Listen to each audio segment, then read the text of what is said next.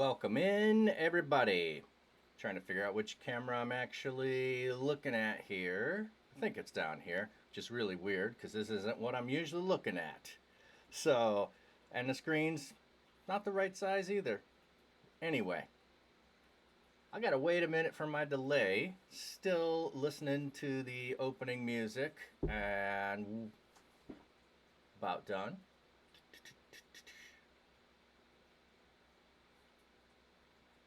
Yeah. Okay, yep. Now I can hear it. Yeah, I don't have you on. I've got you muted. Hang on. I think you're muted.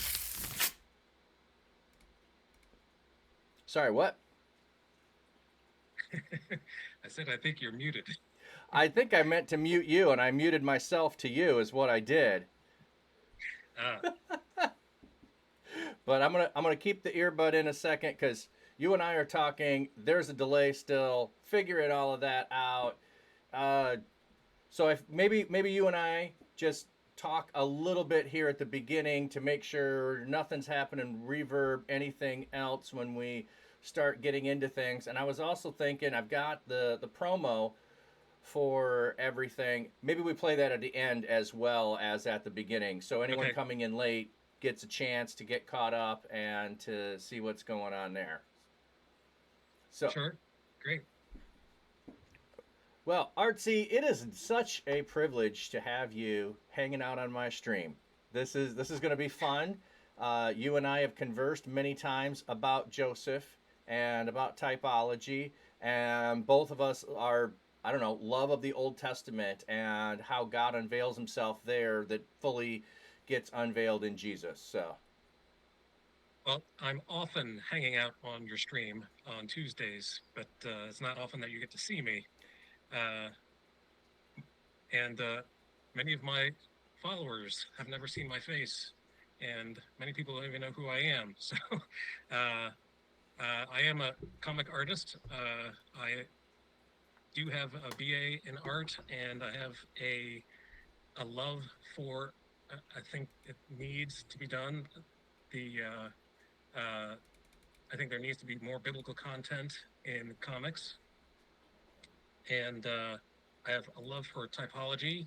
The first time that I learned about what typology was, back in 2014, I believe, my jaw hit the floor, hmm. and uh, I knew about prophecy, but I did not understand that typology was throughout the Bible, not just the books of prophecy, but throughout the lives of these people, the Old Testament figures. So, Yeah, I so don't after I learned that, I had to speed read through the Old Testament and speed find read. all the. Yeah, through Isaiah and Jeremiah. I'm just picturing that now. Speed reading through. I yeah. If anyone who's hung out in my stream knows there's no speed reading. We get sidetracked. We go slow. We stop. We ask questions. We go look up words. Uh, I don't know how I made it through the Bible in a year last year. There's not speed reading. There was no. I was not looking up any words. I was I was not stopping. I just wanted to, and that that doesn't mean that I picked up all of the typology from that. And when I say speed reading, I mean it took months Yes, instead of yes. a little faster than I usually read the Bible. So, but I chose Joseph because uh, it had the most typology in it. It has the most links to Jesus in it, and I thought I could make a story out of that. So, so here we are, and it's taking much longer than I expected. I'm quite humbled by the amount of time it takes, Yeah, amount of yeah. work and time. Hey, Subdue, good to see you. And Chris, the pan player. Hey, welcome in. Nice to have you here. Hey, Chris. You know Chris. Chris hangs out in your stream. Well, then I'm glad. Chris I is one of am my followers. Hello. fantastic. Glad to have Thanks you for here. showing up. So You were talking about typology, and I've heard a really cool way, I think modern way to think about that is like a hyperlink. Like when you're making a document, you put a hyperlink in that goes to something else. That's what typology kind of is. When you come across it, it's like a hyperlink. So Joseph is this, but we're seeing it in Jesus' life. So we should hyperlink back to the story of Joseph. Or we've got Moses and we just recently were going through the feeding of the 5,000, the feeding of the 4,000. There's hyperlinks back to Moses and the people in the desert. If we think of it that way, as typologies like hyperlinks that should cause us to think about stories in the OT and things that repeat themselves over and over. You can have hyperlinks to hyperlinks kind of a thing. Right. Yeah, my favorite example is the sign of Jonah in, I think it's either Mark 12 or Matthew 12, when Jesus says, foolish generation asks for a sign, but the only sign that will be given is the sign of Jonah, because just like Jonah was 3 days in the belly of the fish, so the Son of Man will be 3 days in the belly of the earth and rise again. So, and that blew my mind. One of the things that blew my mind, continues to blow my mind. Yeah, there's a lot more typology, and I don't think that even when we do make references like that and we make connections like that, that the church has talked about it all the time as typology. We sometimes want to downplay those kinds of things because otherwise people just start looking for it everywhere. They start seeing it everywhere and they start Right. creating their own things. But I think part of that problem is we don't spend enough time in the Old Testament and Right. trying to understand both the culture of the people it was written to and the time frame it was written to, because most people think history's boring. I happen to be a history nut. I like history. Now, my thing is I've never found one time period that, like, hey, I'm a Civil War buff, or hey, I'm a World War II, or I'm like just Western Civ in general, and then learning all kinds of things. I'm like just the eclectic, so I never settle in one place. It's whatever the flavor of this year is where I have my mind on. And frankly, the last 2 years has really been digging into the Jewish roots of things. And, you and I both listen to Bema podcast, Bema discipleship. It's really good at helping to uncover those. And then I've spun off from all kinds of things, from them mentioning someone else who mentions someone else who mentions, and you just start ending up down this corridor of Old Testament studies that the church hasn't talked about necessarily from a Jewish perspective, the way that the audience would have known it in that time frame. Yeah, so I have a technical question for you. I'm going to spring this on you. Okay. This was not rehearsed, so you may not know the answer. uh, so, remez, I'm sure you know that term is the hyperlinking that you were talking about. Yeah. Um, so, is there a difference between typology and remezim? Because I have always thought that typology was an example in a prophet's life and how that paralleled Jesus' life, death. Yeah, I think when you're res- yeah, I think on some level when you're talking typology, you are looking at a person and their life. So you have Adam, who is a type, who Jesus is the second Adam. You with typology, I really think that you're right. It's about people, but if you're just doing any hyperlink, it could just be, and Isaiah said this in this passage, and so you get a hyperlink back to that passage, which isn't about his life. It's about the Jewish people and what's happening and whatever else might be in that passage. So you just get links to passages, but typology, I think, really is about individuals and their life. And another way of doing that is you have Moses, and then you have things repeated by Joshua when they're going into the land. Easy one to see is the parting of the Red Sea and the parting of the Jordan River. So you have yeah, repetition. So then you have did I say Joseph? Did I say the wrong name there? Joshua. You have Joshua. So Joshua, I do that all the time. yeah, we're thinking of Joseph, so my brain probably said the wrong word. I'm also unrealizing it. So you've got him repeating that. So it is a piece of typology, but it's also a repetition of this was an authentication that he is the chosen one of God because he did the same thing Moses did. God chose Joshua. Here's validation and verification because he did the same as the previous one, who we all accept. So some of typology is pointing to a repetition of things that happened, and some is a fulfillment of things in another way, like you brought up with the Jonah of the 3 days and 3 nights. Well, no one thought Right. that there was a prophecy that said 3 days and 3 nights in Jonah's life. So you sometimes need the typology to bring that forward into a fulfillment where it wasn't written as a, well, someday the Messiah is going to do this. It didn't say that. So Right. typology Right. looks back and says, hey, this has happened before in the people of God. And this is very similar to that, where and I can never remember all the different layers of the Remez and the Pardes, and I'm like, they just don't make sense in my mind. I know they're all there. I mix them up, uh, but it's those different levels and layers. Those can be anywhere in any passage that you're looking back to. But I think you're right on the typology is really about individuals' lives and the actions in their lives reoccurring in someone else's life at a future date and time, which allows for typology to be repeated again and again and again. And the temple is a type as well. No, the tabernacle is a type in Hebrews 10. I think it goes back to talk about the tabernacle. Yeah. Please be a brain and look that up. uh, I'm reading the Bible in my mind. I'm not looking things up here. Yeah, well, yeah, My I don't memory is have not mine set up to look up right now because I've got so many tabs for what we're going to look at, so I'm not going to go in that direction. okay.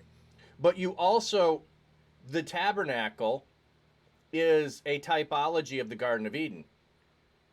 Oh, yes, you're right. Yes, because you've got the different markers in the Garden of Yep, Eden and the presence of God, yep, which is in and among the people, and the two trees imagery. And you can follow all the way through the coming into from the Gentile court to the inner court that sacrifices happen, and then the presence of God in the center. So you've got even there typology, and then you go to Revelation, which mirrors the temple, and you've got Ezekiel also mirroring the temple, which are then yeah, going to the heavenly realm, which Garden of Eden was a typology of the heavenly realm. So you can just keep going in circles with this sometimes. yeah, yeah. So, hey, that was a cool Fascinating. discussion to get us started. All right. That's Well, just the hey, MJ, hey, beginning. welcome in, friend. My Hebrew is and has always been horrible. God bless those who can work with that language. I wish I could. I I am just fascinated with Hebrew. I really wish I was a scholar. I make the excuse that I was a C- English student, and in seminary we would walk around saying D equals pass. I didn't get any D's. I got some C's, and a lot of B's. But the reason I got a lot of B's was we had this really cool thing called a contract grade. And so you'd get your syllabus at the beginning of the semester, and it said, if you want an A, you need 5 papers, you need to read this amount of stuff, and you need to do all these assignments, and you have to maintain A on everything. Or you can contract for a B, which means 3 papers, less reading, so I could spend my time in the languages that were going to eat up Right. all my time to get C's in. So I would contract for B's and then shoot for B's in languages, and I got a few, but I didn't get any A's in languages. So, but I Well, I I love Hebrew I and the have not studied wordplay. any of that. I've not studied any Hebrew. I actually there is uh, a YouTube channel that has elementary Hebrew, and after 15 minutes of elementary Hebrew, my brain was fried. Yeah, and I don't think that Hebrew really well. Greek just I struggle with Greek all the time. It was complicated, and I could reproduce the charts, and it didn't help me to understand anything. But I could, and I'm not good at it anymore. I could cite and identify words in a sentence. I just had to take a lot of different time to translate and do all of that. And so I have translated the whole book of Ruth and the whole book of Jonah. Uh, I don't know where my copies are of that because it was 20 years ago. And so somewhere I've got it saved on a hard drive, what my Wow. translations of those books.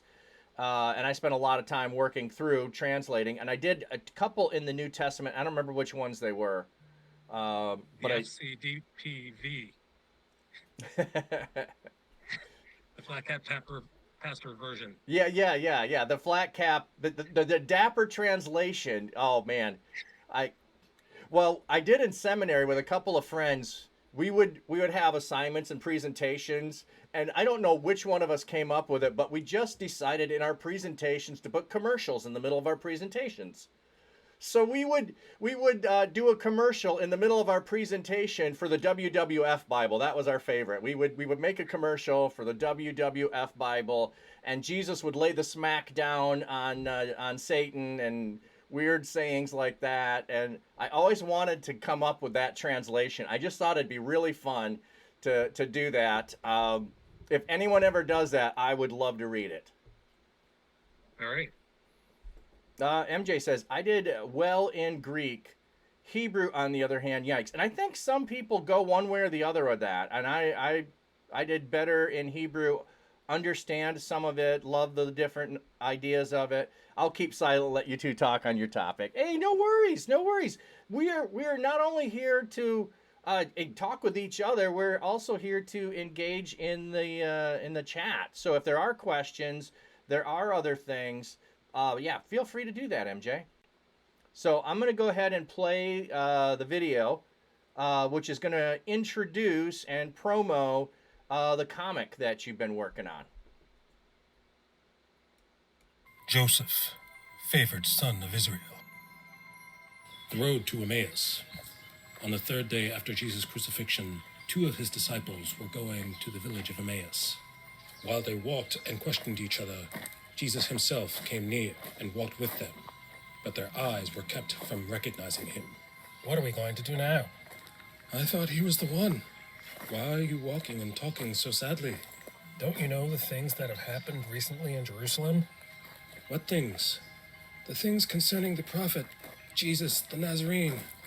The priests and our rulers crucified him. But we were hoping that he would redeem Israel. And now it is the 3rd day since these things happened. Also, some of the women from our group said that he was alive. Foolish people. Didn't the prophets write that the Son of Man had to suffer these things in order to enter into his glory? Beginning from the law and the prophets, he explained to them in all the scriptures the things concerning himself. This is just one of the stories Jesus could have told. Consider the story of Joseph!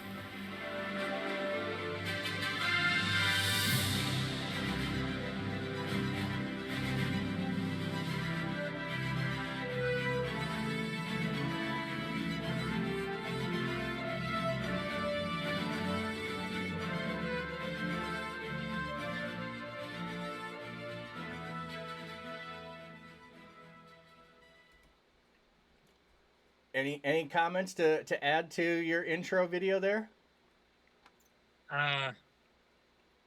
So Luke 24 has, that's another one of my favorite, I don't know if you can call that a typology, more like a prophecy, but I used Luke 24 in order to introduce the concept, and I think it works well. The very first image that I saw that sparked this idea in me was an image of Samson, and he was his both hands were on the pillars, and his head was back, and the artist put him in a position that made it look like he was crucified. I was like, oh, I get that. I totally get that. That's a typological image. So I was like, oh, I want this guitar right behind me. My plan was to put some images on the guitar And so I started drawing typological comic cover images, and as if the book of Samson had a cover to it, or the book of the shirt that I'm wearing actually there's Moses up Well, here. I can show it on screen. Oh, yeah, go ahead and show that. It's that one, right? Or is it different? Oh, you can't see it. Sorry. No, It's the page there's 4 you sent delay. me. I see me standing up. Okay, here we go. So the upper left-hand corner is Moses with his arms outstretched.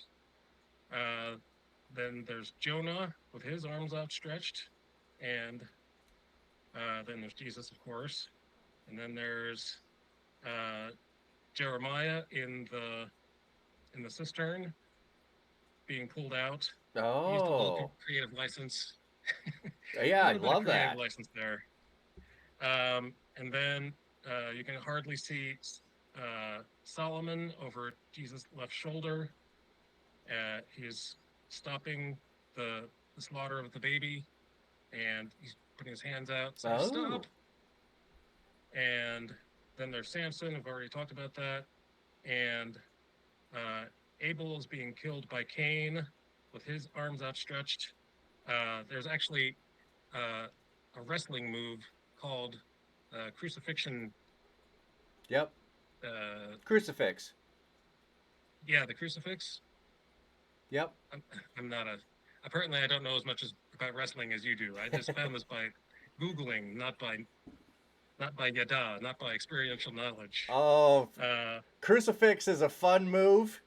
It's not an easy move to subdue your opponent into. You really have to have them fatigued before you can get them into that move. If they are fresh and fighting, you're wasting time and energy. You have to really beat them down first before that move works. So that's like making all kinds of like, ooh, was this an on? Because I've always just pictured like Oh, wow.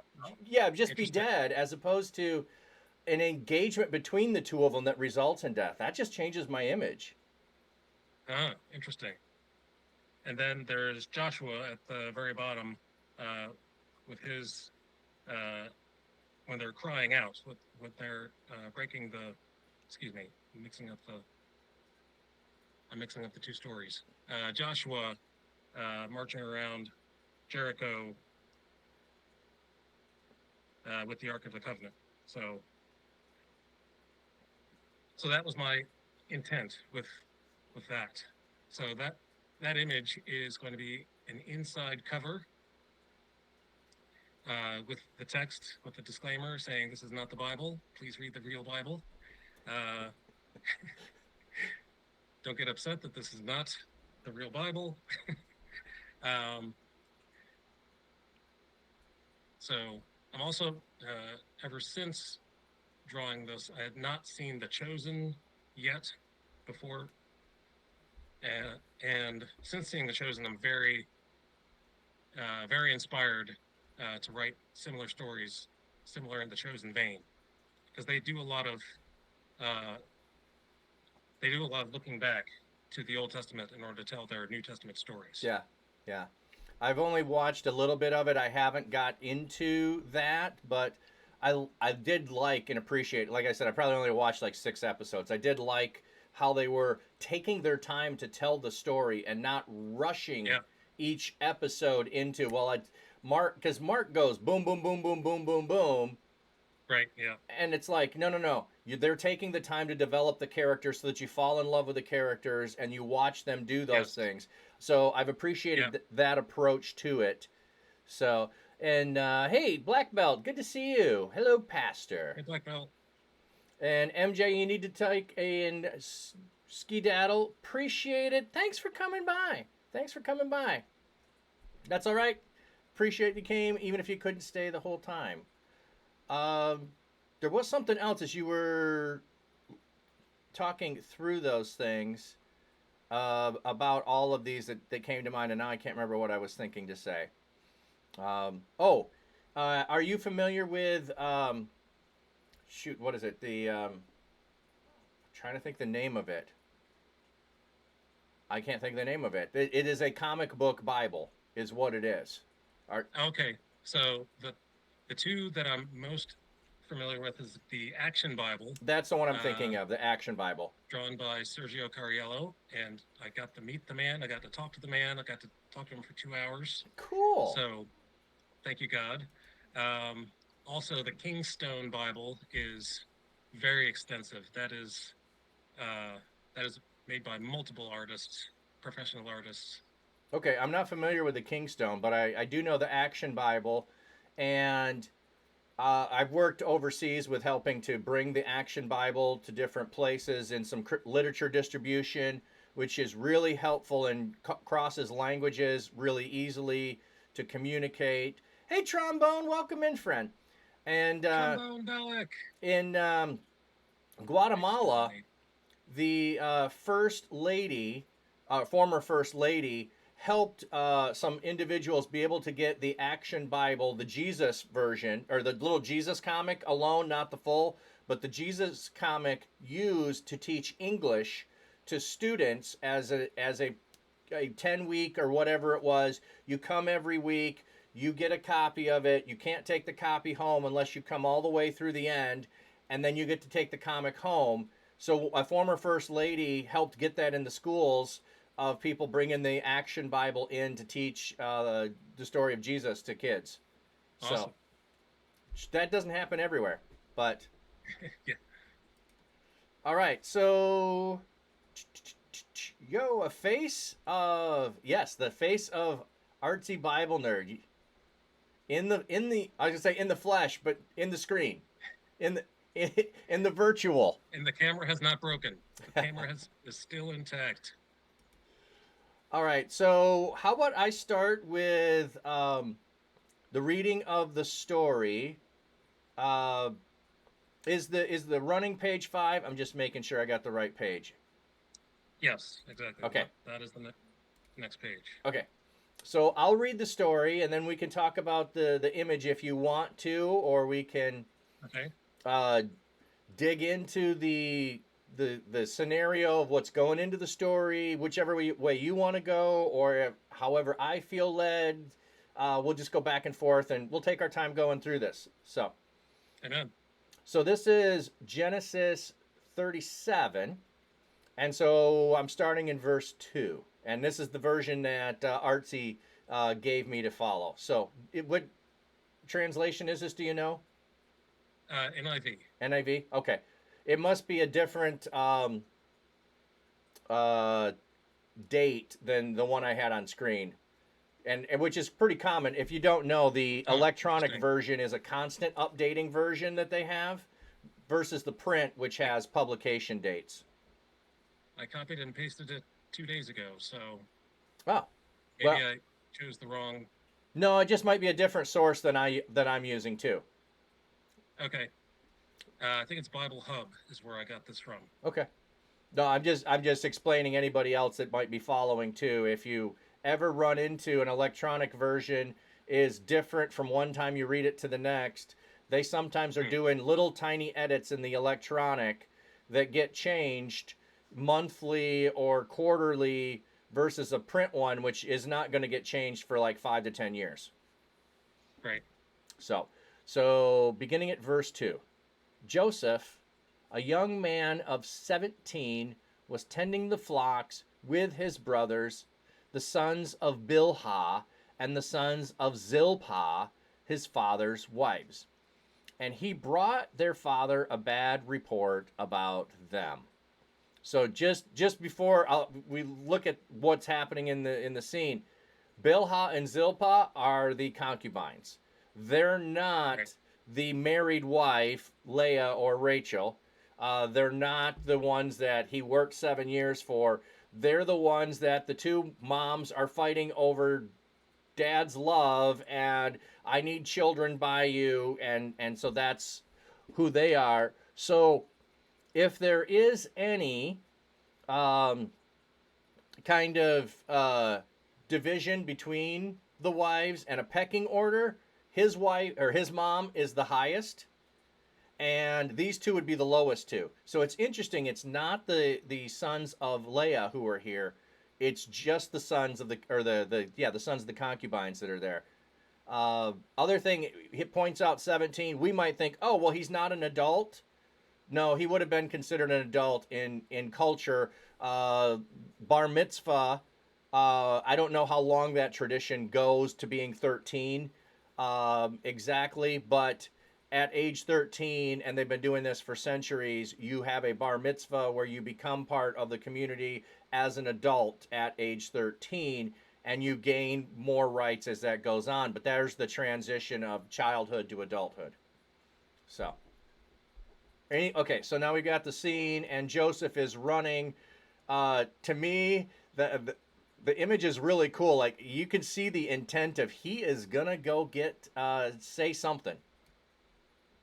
So yeah, I could not find from the text what the brothers were doing, what he was tattling on them for, but he is running to go tell Abba that the brothers are doing something, and this is how he's introduced. The what you do not have is the text bubbles. So there's going to be text bubbles across above his head, with arrows going behind him, showing that the brothers are yelling at him, Joseph, where are you going? Yeah. Don't you dare tell Abba. Well, and at this time, I don't believe that we've had. Oh, wait a minute. Maybe we did. I'd have to go back and look. This is where I get so disjointed at times because I'm in so many places. I'm trying to remember. Has Benjamin been born and his mom died? I think that's already happened.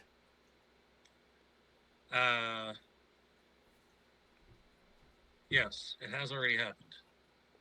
So, yeah, and the only other son of his mom would have been his brother Benjamin, who is younger than him. So I don't remember the age difference. I'm never good at that. But I'm also thinking here, right, too, what's interesting is this would have been his mom's servant. So on some level, this also might have been stepmom in a more real way of being in the same tent, of having, and I can't remember which one it is, Bilhah or Zilpah, that could have been there as well. So even those other closer half brothers, I don't know how you divide these up. They're all half brothers on some level, but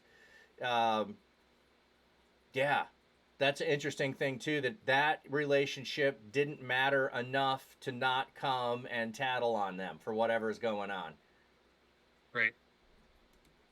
Okay, cool. Anything else, or we'll go on to the next page? So artistically, the way that I imagine Joseph at this age is young Luke Skywalker, where he's whining and complaining about not being able to go to what is it? He's whining to his dad that he can't go to. I can't remember. But he's whining and complaining.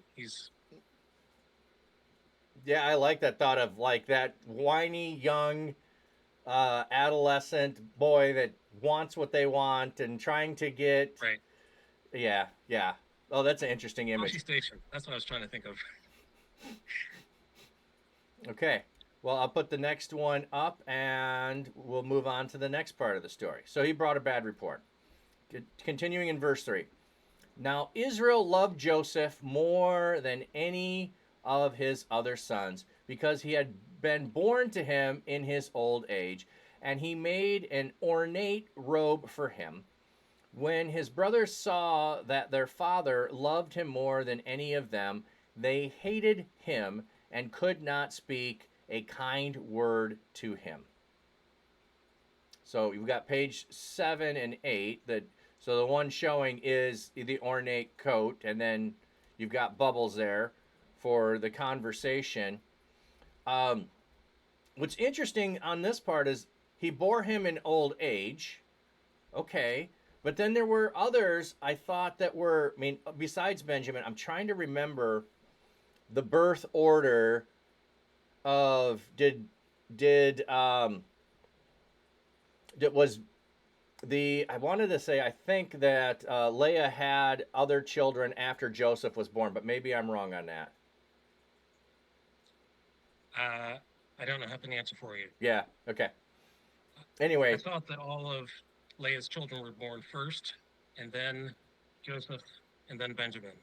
well, So, there's the connection with the bringing of the mandrake. I think it's mandrake, the from the field, and I'll give you a night with him for this, and she became right, pregnant, and so that's why I'm thinking that there could be another one born to Leah after, but I have to go back and look.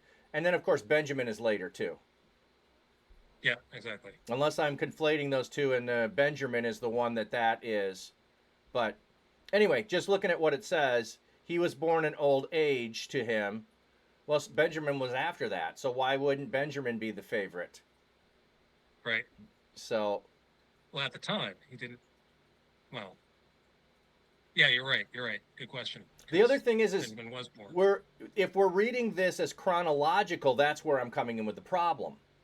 Because I'm Yeah. reading this as he was born in old age, and this was given at this place in Genesis, as opposed to we've had progressive stories about the birth of all of these children. Now we're getting just a story about Joseph, which could have happened in a different place back in the story.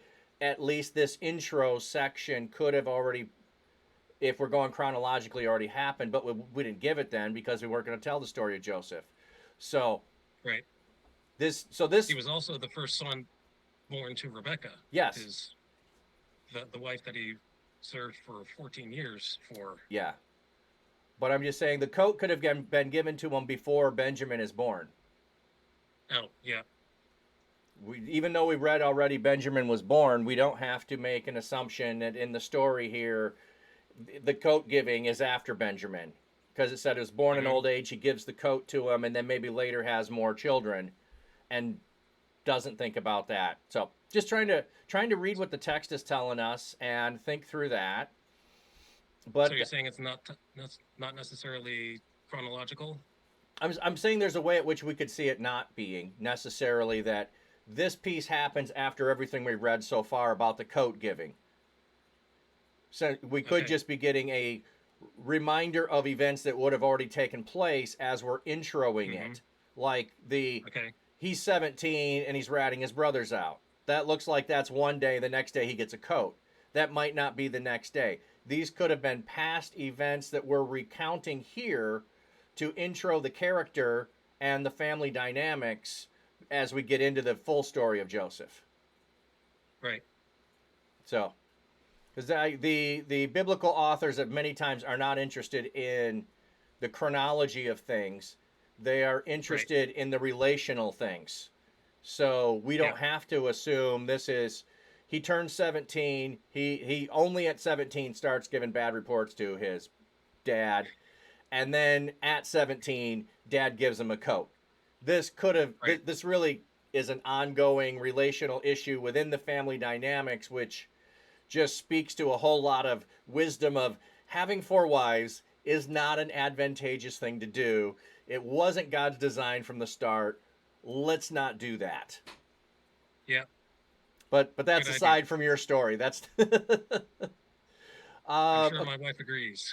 yeah, your wife agrees. So does mine. Okay, so now I'm going to flip to the next one where dad is placing the coat on him and the smile on Joseph's face. And then the interesting thing to me, I'll let you talk about it, but I'll say that there's one thing that stands out from the three panels you have that's prominent in there, and I just want to see what you share, and then I'll ask you about it. So, what about these three panels of Joseph getting the coat on him? So it's. I'm not sure if I'm looking. Now I'm looking deeper into my own art than probably.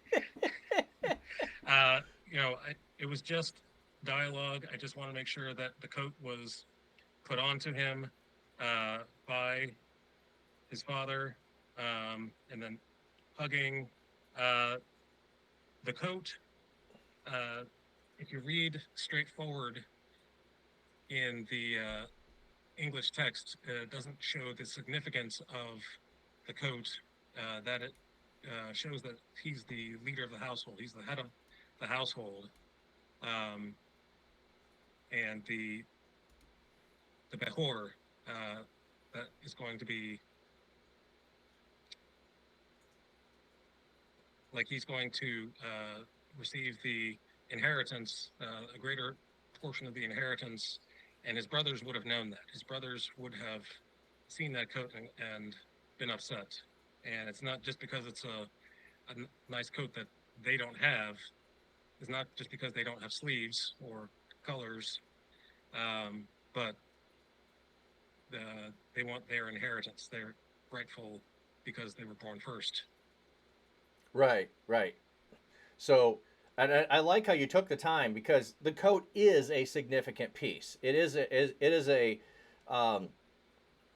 moment, so to speak, of Dad's lavishing love on him, which we can read forward in the typology of how God does want to lavish his children.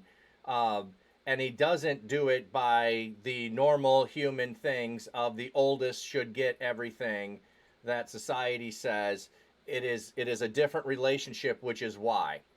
And it's not necessarily deserving in any way because we can see Joseph and the way he, is ratting out his brothers. So this isn't like a reward for snitching or anything like that, which would be horrible and make things even worse. And I think Dad would know that. I think this is, like you're talking about, this is significance in a different way. And the thing that I was picking up on how you drew it was like the including of a staff in there. Oh yes, yes. Yeah, like Yep. that's not necessary from a standpoint of having to have him have a staff at all. I mean, yes, he's a shepherd, and we have all of that, and the staff is an image of shepherd. But you just made it really a simple staff that is in all three as well.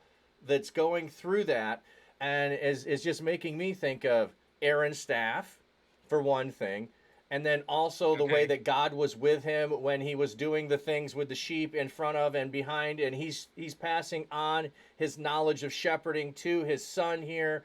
And then the coat could almost be on one level of a graduation of Joseph, you really get what it means to be a shepherd. That looks like a ceremony of how you do this, and then how do you signify that this is the person with the scholarly wisdom and knowledge. Well, you've got a staff there that shows that they have the capacity to do this. Like I said, I don't know if you saw all that or not in there. And then there's also, I think, one other piece. The staff reminds me that his hip, that he walks with a limp. And if the staff isn't there, my mind isn't going to the limp that he walks with.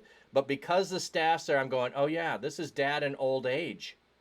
This is Dad in old age. So, yeah, Artsy is an awesome artist. Yes, Miss Jellybeans. Hey, Miss Jellybeans.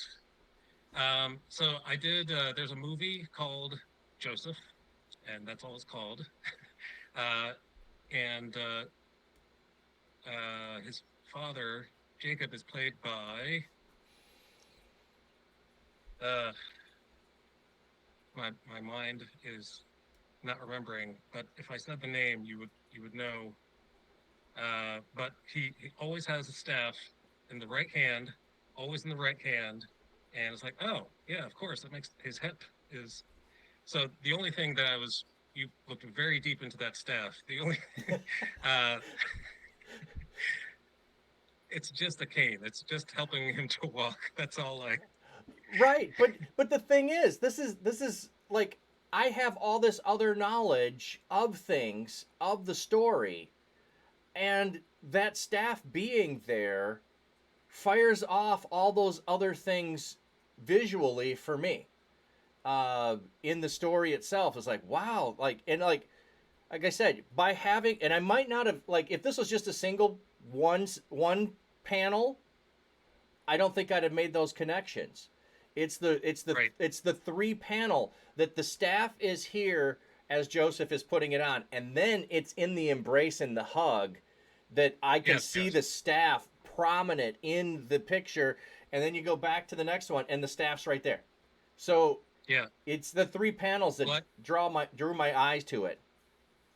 I imagined that Jacob would want to, excuse me, Israel would want to put the coat on himself. He wouldn't want help doing that. Yeah. He would want to be the one to put it on him. And how would he do that if he had to manage his hip and the staff and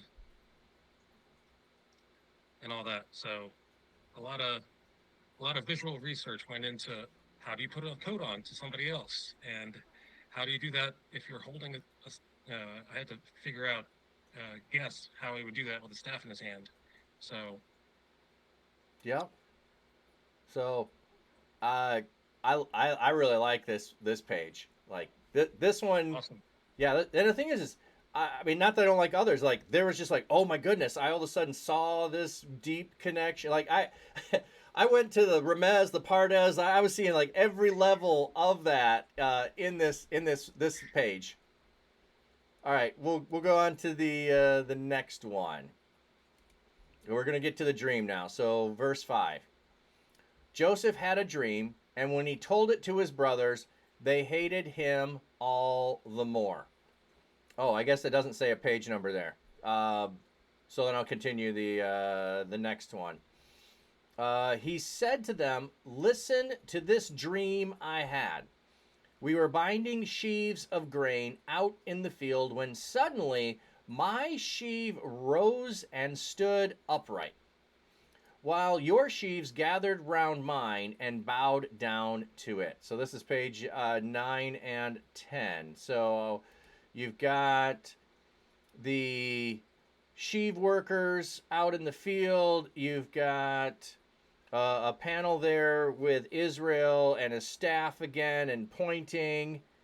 And then I'm trying to see if there's bowing down yet, or is that the next page? No, not yet. So this. Okay, so yeah, you've just Well, got the you go page ahead of the and, work going on, yeah. Yeah. So this is Jesus narrating what they're doing. Oh, So okay. The first Okay, yep. panel is Jesus narrating, and So that brings us back they're to the working in Emmaus. the background. Yeah, the back to the Emmaus connection. Right, yes. Okay. Exactly. So, and then they continue the dialogue, and Joseph is like, "These sheaves of wheat remind me of a dream I had," as if they want to hear this dream about himself. So, and they are not happy. Reuben says, I cannot remember. I don't have the script in front of me right now, but he doesn't say anything very nice. And then his father has to say, "Reuben, let him talk." And then he expounds upon the dream in the next panel, the next Okay. page. Okay. Which, yeah. So you've got it with Jesus there, and then the work of the story there, and the tent in the background, and the sheaves that are there. I can't tell. Are there two tents there, or multiple? Yes, I believe there's 2 tents. Okay. I didn't want to. It should be like a village, but Yeah. I only drew 2 tents. Yep. Well, and there's trees there as well, so you can see that that's where they're at. They're out in the field. They're putting the sheaves there, and then you've got the close up of the work happening, conversations, and then you got the 3 panels. Yeah, I like the dialogue there. That makes sense. And I think that's one of the things too. We don't have all the dialogue in stories. Right. Scripture doesn't always give us all the details that we want. The fact that we start this story at age 17 gives us some info, but it doesn't tell us, what color eyes Joseph had. It doesn't tell us how tall he was. It doesn't give us any of those details that we would ask today.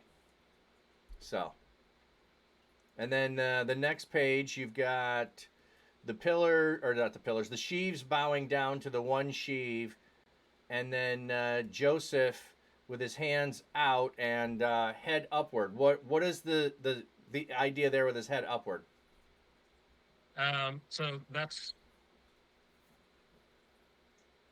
So I wanted to show Joseph as typology. I wanted to show that he was a type for Jesus, and I didn't feel. I only wanted to do so much of that. Putting his arms out straight this way, just Right. to tell a dream. I didn't think would have been realistic, but I did have his palms stretched out a little bit. Yep, I got the palms. I And just wasn't sure with the head back what that was. so a lot of superheroes will, when their powers coming out onto them, Okay. they're Okay. Now I'm they put getting this, it. Now I'm getting it. the power is in me, and I'm so Yeah. So so every time that he recounts a dream, even Pharaoh's dream in the next chapter, he's going to be in that pose. okay. So that's going to be brilliant. The repetition of the pose is so that your mind, like you're putting a hyperlink back to the previous one with putting in the same pose, and that's where my mind wasn't going to superhero. That's why I couldn't make the connection to it. Right. That you were bringing another image that people who read comics would have known, that this is the display of I'm receiving the power. Yeah, that's cool. And I really like your the sheaves bowing down, because I think most of them I've seen are all like they're all far away. Like they're all out in the Mm-hmm. field, like would be natural. Like, oh, the sheaves fell over. They're a long ways away. You wouldn't have them all together. Like this, they came and surrounded him. Hey, Sunshine, welcome in. That Sunshine. that image there of they're right at his feet, worshiping, takes me to the New Testament with people bowing at Jesus' feet, and constantly at his feet, kind of an image. Which, like I said, most of the time I've seen people try to do this. It's like the big field like we had in the last panel, and they just Right. have them bowed down Yeah. there and one standing up, and you got to do a whole bunch of interpretation. I don't need to do any interpretation on this to figure out worship, which is why they're not cool with the story. Yeah, I didn't think that deep into it. I do remember Joseph King of Dreams. I do remember the Joseph movie. And I think you're right. All the sheaves were far away and just falling down, just falling over. Right, right. It just And looked like the wind blew them down and one stayed upright. So this doesn't look like that. Right. This wow.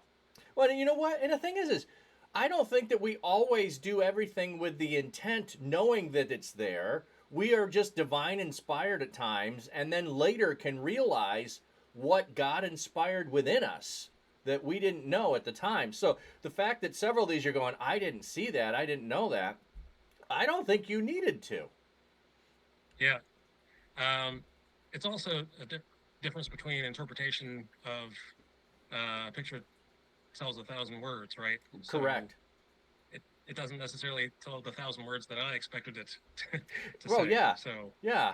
Well, and the other thing is somebody else is going to interpret this differently than I am. I'm bringing Right, yes. I am bringing my perspective into this and my connection, and I'm seeing it differently than maybe you intended. Um, which reminds me of a couple of times I've bought art, and I'm talking to the art dealer about them, and then he asked, what about this one speaks to you? And then I would explain it, and several times my wife is cringing, like just listening to my explanation of it. One of them that I have that I really love, that she just was like wanted to apologize for how dumb her husband was. And it's Little Red Riding Hood, who is pouring milk out to a wolf pup. And then Uh-huh. there's wolf faces hiding all throughout the scenery of the leaves and everything. And I'm Right. telling the story about how she's poisoning the wolf pup, and she's just mortified. She's completely mortified at my explanation of why it speaks to me. And I see all these hidden faces of wolves that are watching the carnage that's going to happen. And they're so concerned for their offspring and all this. And there's a log in the background that I think is mom that's dead. And she's just going, oh my goodness. And then he says, well, I guess that makes sense. The title of it is Flippant Benevolence. And it's like, oh my goodness, my wife could not see the sinister of what was happening in the art, which is truly what Right. the artist intended. My wife just Yeah. thought this was benevolence. Oh no, it wasn't. It wasn't. So, Huh. Interesting. yeah. Hey Galaxy. Hey Sprint East Fool. Yo yo, welcome in. Welcome in. We are Nice to meet you. Yeah, we're going through Artsy's. Do you call it a comic? Is that what you want it called? I'm calling it a comic. Okay, I just want to make sure I what the artist wants it called. Okay, so we're going through Yes. the pages of the comic that so far we're in Genesis 37. So I'll move on to the next page and we'll continue the story. So we're in verse 8 now of Genesis 37. His brother said to him, do you intend to reign over us? See, I was reading that back into the other image there, that the bow down piece, the reign over. Will you actually rule us? And they hated him all the more because of his dream and what he had said. See, and I'm connecting the hate here back to the hate earlier with the coat, which I think is why it's in the same chapter. Because you're seeing the growing of the hatred, even if, linear or timeline, it happened months or years prior to this. We don't want to lose that hatred building within them. The hatred building within them, and this chapter is about their hatred being multiplied and growing exponentially as we go through the story. So by linking all the events in one place, we don't miss any of that hatred. I don't know if these questions, I know Greek does this. I'm trying to remember if Hebrew does with the intended answers in these of the rhetorical nature, but you can read the dripping, just no, never. Like, little bro, you ain't better than us. We are never going to do what your dream is suggesting. Why would you even tell us that? Right. You You got a tip of the hat. Yeah, I'm just looking at that. Tip of the cap, Galaxy. Okay. Tip of the I cap. didn't notice that. And Sprint Eastful redeemed favorite Bible verse. We'll go ahead and put that in there, Sprint East, and we'll pull it up at some point. So, okay, so in the panel,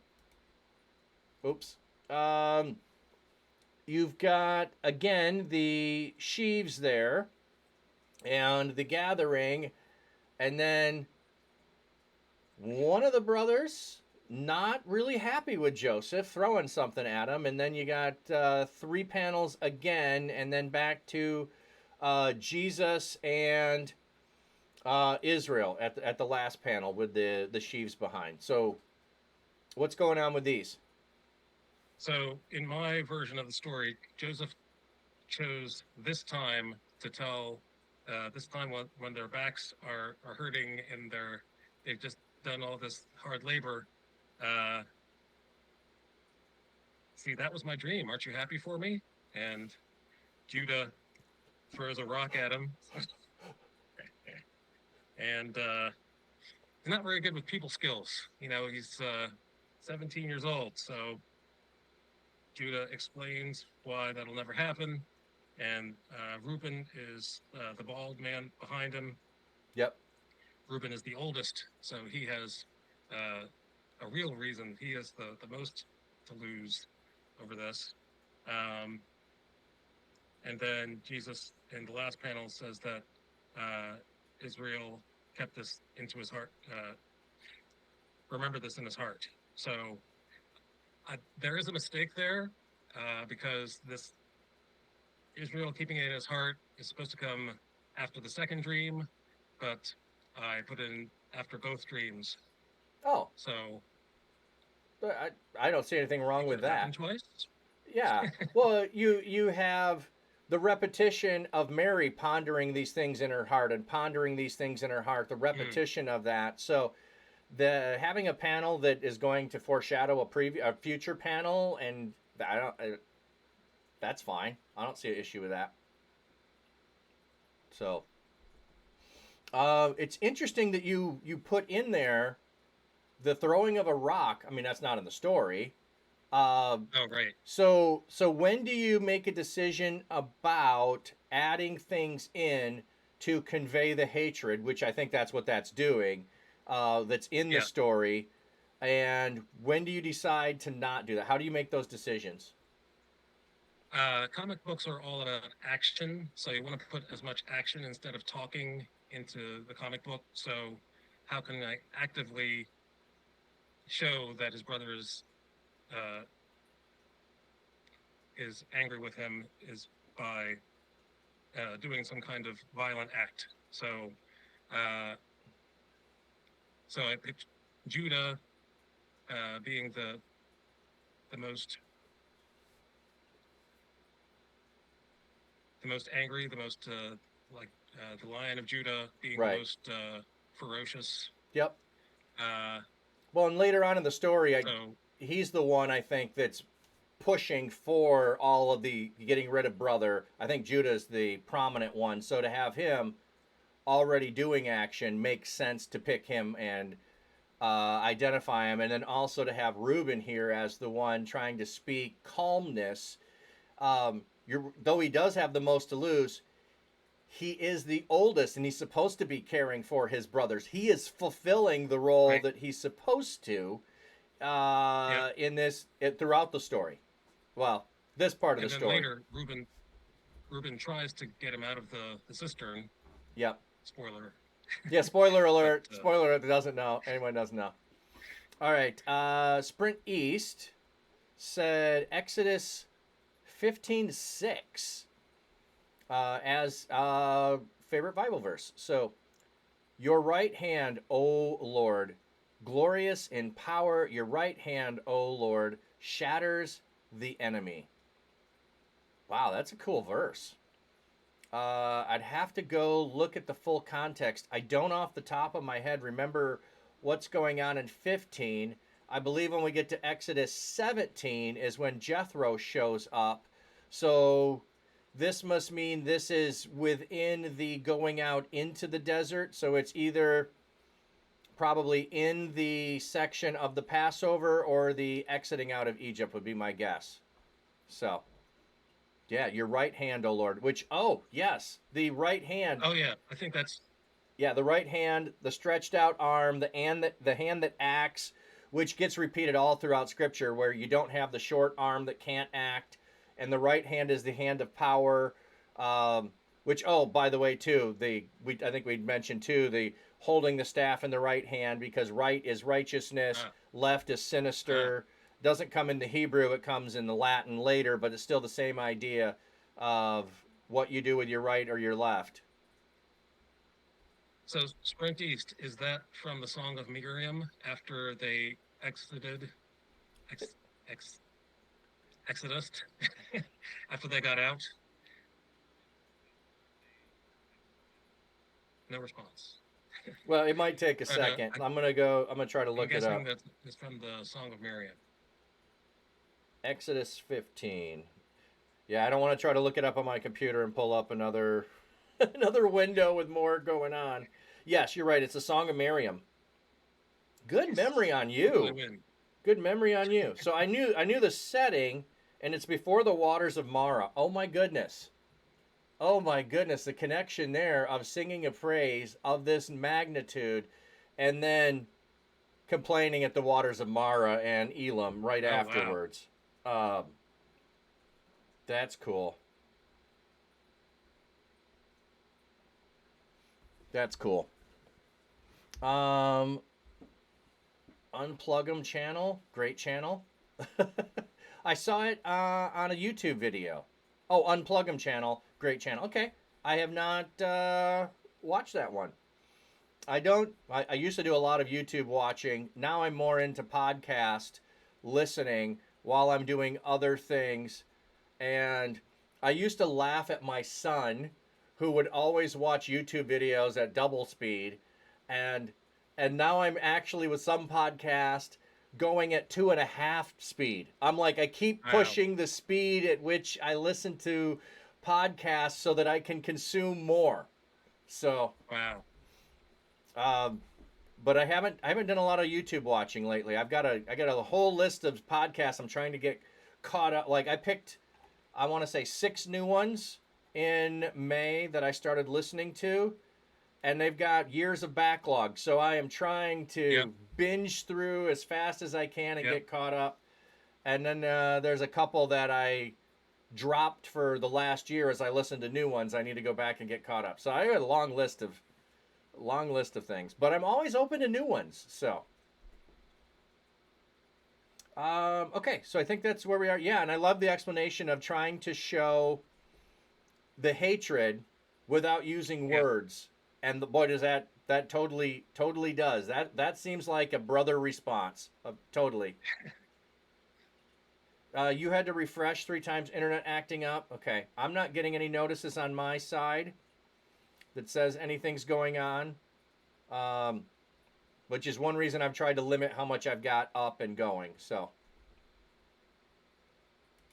okay, I'll go to the next page and go to our text. Oops, caps. Oh, no worries. Yeah, it happens. Page 13 and 14. So this is now verse 9. Then he had another dream, and he told it to his brothers. Listen, he said, I had another dream, and this time the sun and the moon and the 11 stars were bowing down to me. Okay. One of the things, just thinking through this, aside from the art, like, your brothers were mad and outraged you got a coat. Your brothers are mad and outraged you tell them about your dream. Dude, keep your dreams to yourself. Like, what is wrong with you? Like, do you just, Yep. like, but I also remember what it was like to be a 15, 16, 17-year-old boy. And boy, would I have been the one that said, I can't wait to tell you the dream I just had.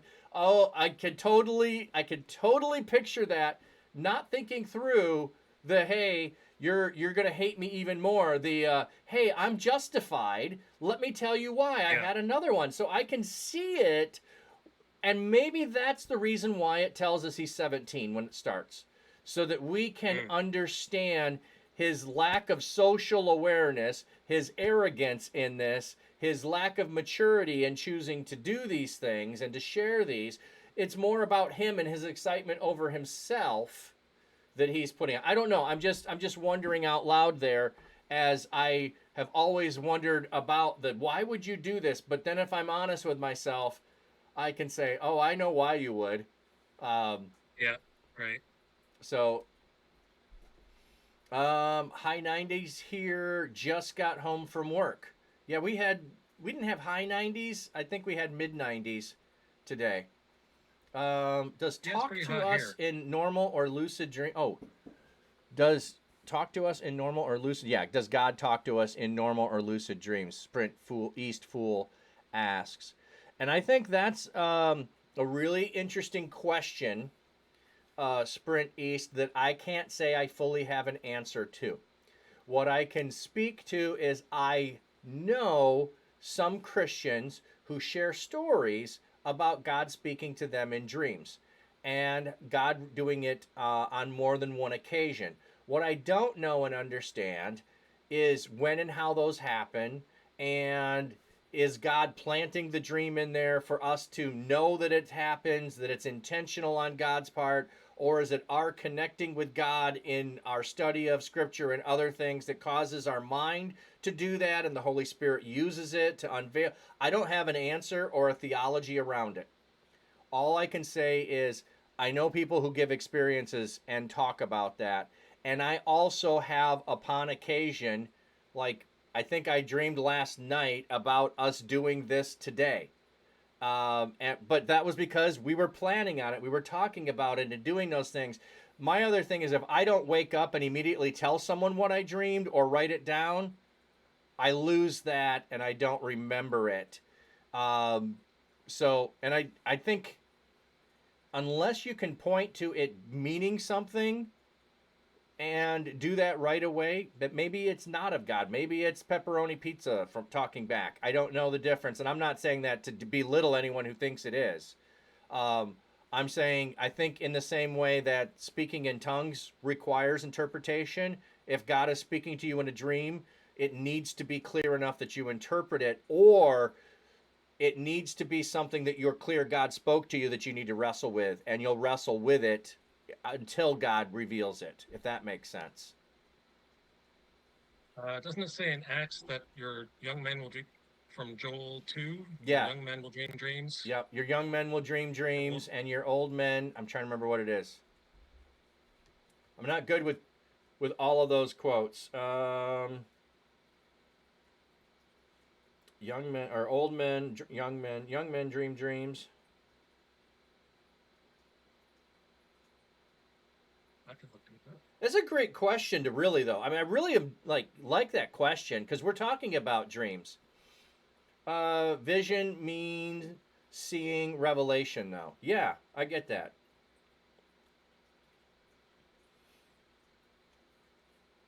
Um,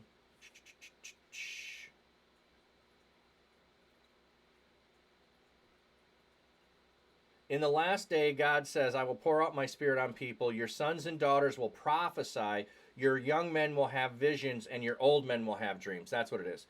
It's young men with vision, old men with dreams, and sons and daughters are prophesying. So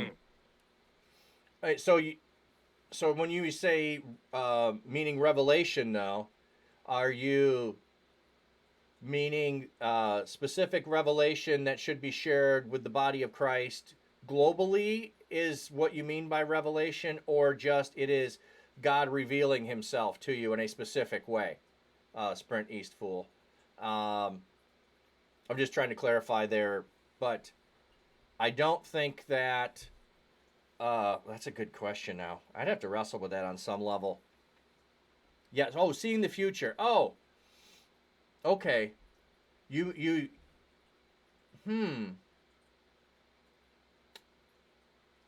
Yeah, that's a good question. I don't know if all dreams had to do with seeing the future, but these particular dreams of Joseph do. So that's a great question. I don't know that I have an answer about the idea of visions and dreams being a prediction of future events. I'm not sure how to deal with that. It's not something that I run into a lot. I'd be more open to that if someone in a third world country was telling me that than I would someone in North America. But that's my skepticism. I think God can. It's not beyond Correct. him to make that happen. But does it happen often? I don't have an answer for that. Yeah. Yeah, I don't have an answer to that either. And I think some of it is, listening to the stories of people who share about those things. What are the circumstances around it? What is the result that happens after the dream? And then how the frequency of that happens. So I love this dialogue. I didn't think about that coming in here and to talk about Joseph having dreams and thinking about what does that say for us today. Okay. So we've got the next one, and you've got the panel of him sitting around the fireplace, and then you've got the panel with the sheep, and then Joseph. So did we miss one? Did I have it out of order here? So this is where they're around the fire. Yep. And he's outside, and the stars remind him of his dream about stars. Oh, And okay. that's Okay, so the where, sheep is supposed to be outside. That's why you and so the stars. right, yes. Okay. That was a piece I was So missing is the stars in there. we're looking through the tent out the into the outside. Yeah. So, and then they have words with him about these dreams, and Joseph once again, Israel once again says to let him talk, and Joseph is about to explain his dream, and then we go into the next panel, and it's the same image of him standing in the same position, Yeah. about another dream. Okay, so that's where you're bringing in the sun, moon, and stars. Is in the next one, the next panel there. Right. Okay, got it. Yeah, so he does have the hands, and yeah, the palms up really does speak to that, image of Jesus showing his hands, and the evidence of the crucifixion. And I don't know that you can fully do this of the idea of the sun, moon, and stars worshiping, but the connection of the sun, moon, and stars, if we take a step back from the dream for a minute and them representing, the family, the sun, moon, and stars would have been the heavenly realm. And so the heavenly court would have worshiped God. So, is this metaphor pushing so far as to, if you're thinking about this, as dad and brothers, the heavenly realms are going to bow down to you, bro? Seriously, man? What are you talking about? You're going to be, no. It was bad enough when you thought it was us, but now the sun, moon, and stars. I think we get some interpretation, if I remember, but I want to pull that in before we do, that the sun, moon, and stars would have been seen as the heavenly realm and heavenly beings, and throughout Scripture, there's often a metaphor or a connection to the heavenly beings being represented by sun, moon, and stars. I did not think of that. Thank you so much for mentioning that. Yeah. So, okay, then we're on to the next page, 15.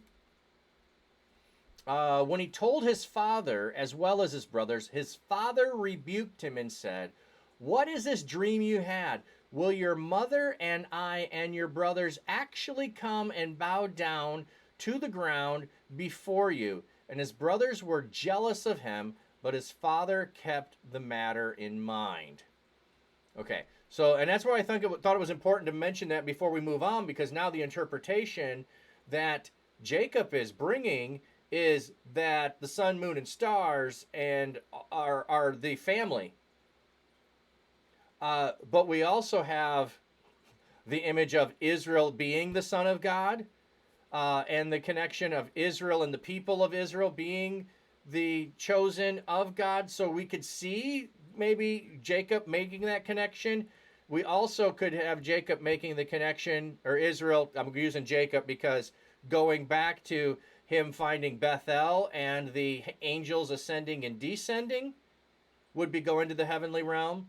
And then him wrestling with the angel who is God and being touched in the hip. So Jacob has a real connection to the spirit realm. And so to have him see in the story the sun, moon, and stars, the spirit realm being the family, that's interesting on some level. I don't know what to do with that. Okay, that's deeper than I ever imagined. Well, that's just the text. That's not all of your stuff. That's just what I'm getting out of the text. So, right, and then your panel, you've got Israel again, and then Joseph, it looks like, telling the story, and then Reuben getting upset this time, and then Dad at the end, and then the flock again in the background there. Right. So Reuben once again has the most to lose, because he's the firstborn. So he's the one who's confronting first. Well, the first panel. I shouldn't skip the first panel. Israel says, "Are you serious? Are you sure?" So, and then the second panel is Joseph saying, "I didn't say it. I dreamed it." So it's not what my words, it's my dreams. Yeah, well, and there's So a connection too that while we were having the debate, hey, Dave, good, welcome in, Pettit, good to see you. Well, we were having the conversation about what do dreams mean today and what that might mean and how we interpret them. In ancient times, there is a big connection of dreams and interpreting dreams and visions, and those being a connection to the spirit realm. And I learned this not too long ago that if you were to put your head on a rock, which is what Jacob did, you are intentionally trying to have a dream that the gods are going to speak to you. So, in these two occasions, it doesn't tell us in the text.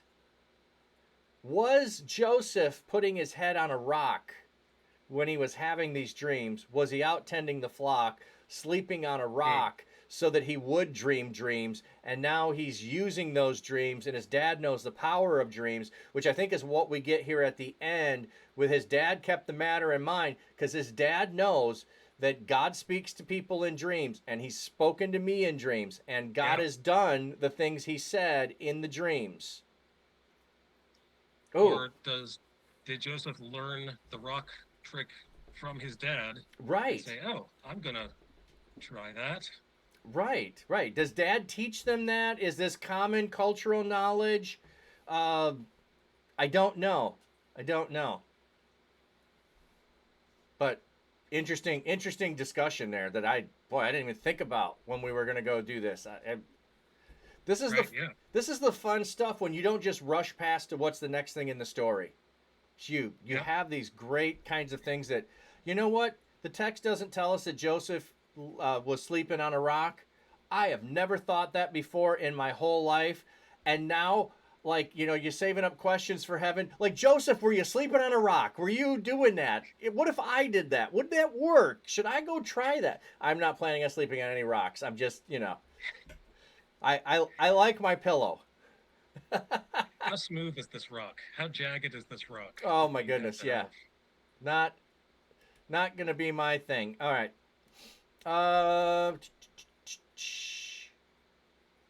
Okay, so now on to page 16 and 17.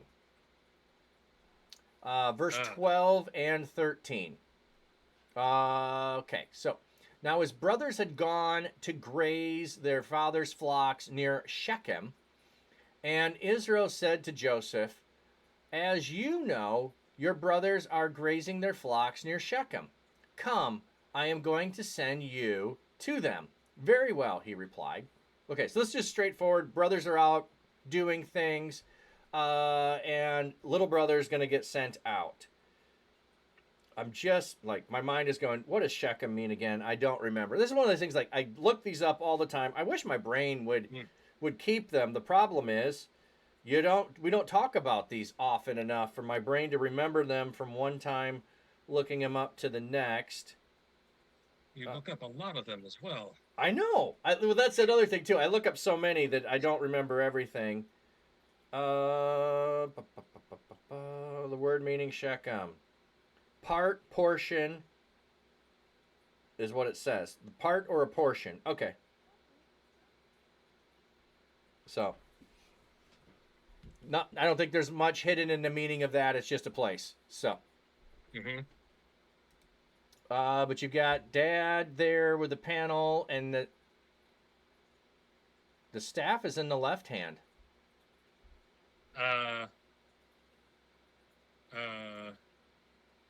Yes, it is, isn't it? Pay no attention to what you see behind this curtain. But Joseph has to help him to get up So Oh, okay. Is that what he's doing there? He's helping him to get up. So I see the arm right, on the right arm there. So okay, that makes sense. And then the so conversation, and then the both of them with their arms on the staff. yeah, so and then he's explaining in the bottom left-hand corner what happened with wrestling with the angel. So this is backstory. This is Oh, uh, cool, cool. So what so we were just talking about with the dreams that Jacob had, you're putting it in here. Cool. yes, exactly. So um, and then there's a little joke because I imagine that Jacob has told this story many times, and the middle panel at the bottom is him starting to tell the story, and then Jacob is finishing his sentence, and uh, the corner panel says, "Oh, you've heard that before, have you?" Yes, yes, Dad, many times. Brag again about you wrestling with the angel of God all night long until he blesses you. So, uh, so it's good to have. The reason I put in that joke is because you have to learn to like Joseph. The audience has to like Joseph. Yeah, yeah. And Hey, welcome in, Amped. Good to see you. hello. So if you see, I watch a lot of Iron Man movies. Tony Stark is not supposed to be a very likable person. Right, right. Uh, he's a drunkard. He's a womanizer. These are things that you don't. You know, these are not espoused qualities. But he tells a lot of jokes, and people like him because he tells jokes. Uh, so that's one of the things you have to do with your hero is to make them likable. Yeah, yeah. And so far, he's coming across as this. This is my language, arrogant punk, and Yeah, exactly. and it's like, yeah, I'm not interested. Oh, Miss Jellybeans, you got to go back to work. Okay, I'll keep this on and get it on the phone if I can. Okay, yeah, yeah. You better go check on that. But I Hi, Miss appreciate you being Jellybeans. here, Miss Jellybeans. Thanks.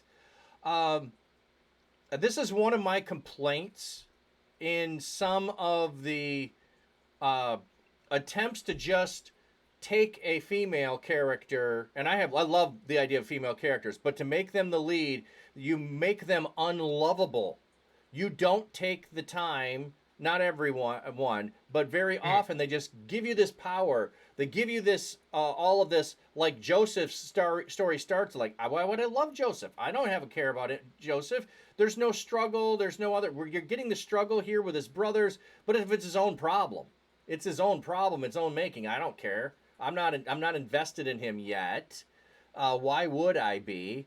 And often you need these other little pieces to make them three-dimensional characters, to make them draw me into why do I care about this person at all, which I think one of the best examples is Peter Parker of ah, the wrestling with I have power and what do I do with it? And when I make poor decisions, other people suffer and I don't know when to make the right decision I should have done. And when I didn't choose to act, so it hurt someone. And you get this wrestling with him and you love him because it feels real. And I don't think that always when they're thinking of some let's place a character for gender or race or whatever in the spotlight because we need those, and I agree we do. They fail yeah, to take the time to develop the character so we love them. yeah. I think The Chosen is that's the reason that I've learned so much about story writing from The Chosen is that you don't just see the miracle, you see the the backstory behind the miracle, and then it makes you realize, like the enormous catch of fish. Uh, made such a huge impact economically. Oh, They yeah. put Peter in such a position that he really needed to catch any fish, and then he caught 0 fish, and then Jesus shows up and catches all the fish. Yeah. Yeah. Uh, so that is what makes it emotional, and that is my goal. That's what I'm trying to do with a little bit of backstory. Yeah. Yeah. I can see that. And like, I love the story of the wrestling. I mean, there are two sports, maybe three, that are mentioned in scripture. Wrestling is the first Ah, one and the oldest sport. You have running, and you can look at that in different ways. Running to win the race to get the prize, and you have maybe boxing where it says I beat at the air. So you might have shadow boxing as a third sport. That's it. That's it. The biblical sports are running and wrestling. That's it. Everything else is non-biblical. wow. Okay. No baseball. No, there's no baseball. No. Well, there were left-handed slingers from left-handed. Oh yeah, yeah. Was it Benjamin or was it Dan? I think it was Benjamin. I think it was Benjamin. It was the Uh, left-handed slingers. I could be wrong. Okay, so so anyway, on that to the next one. If you need to go at some point, let me know. you talking to me? Yeah, Oh, we I didn't have. set a time of how long we were going, so How about 7 o'clock? that sounds good to me. Okay. Okay, The so next one. we are now on page 18 and we're on verse 14. So he said to him, "Go and see, bum, bum, bum, see if all is well with your brothers and the flocks, and bring back word to me." Then he sent him off from the valley of Hebron. Oh, and I want to go look up Hebron. I'm not going to, though. So he tells them where they should be, and then he sends them off, and Hebron must be right by Shechem. The valley of Hebron must be there. I'm not good with my geography. I get them all mixed up without a map in front of me. So, Actually, I looked it up. It is a 3 days walk to Shechem. To Shechem. okay. So, and well, I'll get there when I get there. Oh, But sorry. He's so sending this him. panel, They're in the valley of Hebron, and he sends them to Shechem. That's where I was getting it wrong. right? Okay. Yeah. So with this page, there's a lot of. Oh wait, you know what? I This missed is a page conversation. 17 from the previous one. I didn't see we had 2 pages. So I back with the grazing near Shechem and going to send you. This must be more backstory. Page 17 with a bunch of slaying of people that's taking place. All right. So this is. He's explaining why he can't trust the sons of Leah. He's explaining that when Hey, Temple Snail.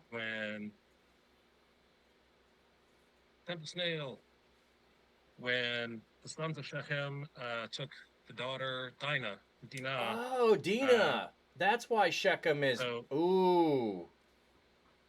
so he's explaining I can't trust your brothers because when Dinah was taken and raped, they tricked them into getting circumcised, and they slayed all the people of Shechem. And the bottom frame is, and then, not even, if that's not all, Reuben slept with my concubine, so I need you to go check on them. And so here is my little question for you. My question is, why did Israel send only the sons of Leah to Shechem, even though shepherding is supposed to be women's work, correct? It often is. women's work. But before we get into that, we have all of these stories of Abraham being a shepherd and Ah, Lot being a shepherd. And so uh, what you end up with is usually the youngest, which you get David doing a shepherd later on, and you get right. daughters doing it. You often, so I think on some level, you start historically with it being one role, and if you only had sons, you sent sons to do it. As you start to get settled in the land, there are more valuable things for men to do than to watch sheep. And shepherding doesn't require masculine strength in order to do. And so you Right. start to send those who are physically capable. What do you need to be physically capable? To walk, to lead, to fend off a wild animal. Well, the staff helps you do that. So Okay. I think that's some of it. You have historically Abraham being a shepherd and Isaac being a shepherd and Jacob being a shepherd and his sons are shepherds, and we don't get till later women being the role primarily of shepherds. So, but I'd have to go do more Well, historical background to say more. so my theory, uh, based on I've not seen this anywhere else, so take this with a grain of salt, take it with a shaker of salt, uh, is that they had already become a stench in the nostrils of the Shechemites, Yep. and that's why they had to run away from Shechem. And uh, so apparently the only grazing land worth sending your sheep to is in Shechem. So you need your strong, able-bodied sons to fend off any Shechemites. Uh, and you don't want to send your women there because they've already been uh, plundered. They've already been raped previously. Yeah. So No, I think that makes a lot of sense, and that then reading back into the story of Dina, is it Dina or Dinah? I'm trying to remember. Um, Americans say Dinah. You say okay, Dinah, I say Dina. okay. Anyway, when that story happened, maybe she was tending the sheep. We don't get the stories of women tending the sheep until we get to Exodus. In Hmm. Exodus is when we have women showing. I guess we do have one, maybe, if you think of Rebecca coming out to water, you maybe could go in that direction. Or I guess you've got the daughters of Laban, Rachel and Leah, who are there. So we do get a Yeah. few, but there's also always men who are there too. And the men who are shepherding are almost always marginalizing the women who are shepherding. Hmm. So you've got As Joseph, men do. or sorry, not Joseph. You got Jacob who meets his wife, who's the shepherdess, and you have Moses who meets his wife, who's a shepherdess. So we do have Right. prominence of women who are shepherds, but we also have the male counterparts who are too. So it's almost a trade that doesn't require gender of some kind, and you give the task to whoever's capable or who's able at the time. But I like your thought of maybe because they're going to Shechem, it's the strongest who are going there because you need to be on alert and aware. I'd never thought of that because of what you boys did. I also think, and And when now you're we, going to pay for it. Now yeah, and when we you're read going to through this, there are several times where I think Jacob fails to act. And when the story got reported, he fails to act in the way that he should, and his sons take an act, and it is inaction, which is also going back to typology of Adam when he fails to act, and other times when people fail to act. That the world goes wrong when the person who knows the righteous thing to do chooses not to act righteously. There are consequences that happen, and we have to live generationally with consequences of people that fail to act. The problem often is, like, we don't often know the right thing to do. We know we should act, but we're not always knowing the right action that'll get us the right outcome until hindsight that I can look at Jacob and say you should have acted because when you didn't, your sons did. And later on, when David doesn't act and Absalom chooses to act, he's reenacting what the sons did here, and going after and avenging their sister. That's what happens with David's sons. Mm, One violates his sister. It's the same story retelling itself again, and mm, the father does not act, and then the sons act inappropriately in taking vengeance, and it causes family problems. mm. You had no idea how to say Right. that place, Sunshine? Um, I looked it up before the stream. Strong's H 40 yes, yes. Shechem. Shechem. I like doing those accents like that, like Shechem, but I can't do it Shechem. consistently. Okay, so I did the wrong. We missed that slide, so we got that one back, and I already read the text of him sending him away, and so he's there with the staff, and he's giving him whatever he needs for the journey. He's Right. receiving it, and then he's heading on the journey. Yeah. So at the end of this, like I said, I really should have the script in front of me, so I remind. But my thought behind this page is like Uncle Ben, the last Oh words that yeah, he said yeah. to Peter Parker. Uh, so Oh this wow, is yeah. a Love that. Love that thought.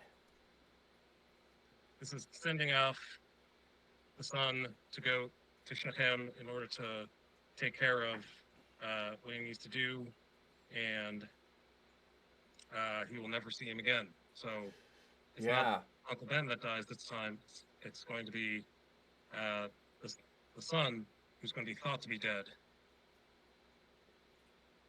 Well, and then yeah, there's the sending out there of that, but there's the where this really starts the hero's journey. Every Yeah, exactly. everything before this is the backstory of Mm, what's happening and setting up everything, and now the hero's journey begins. Uh, which also I'm just thinking of too.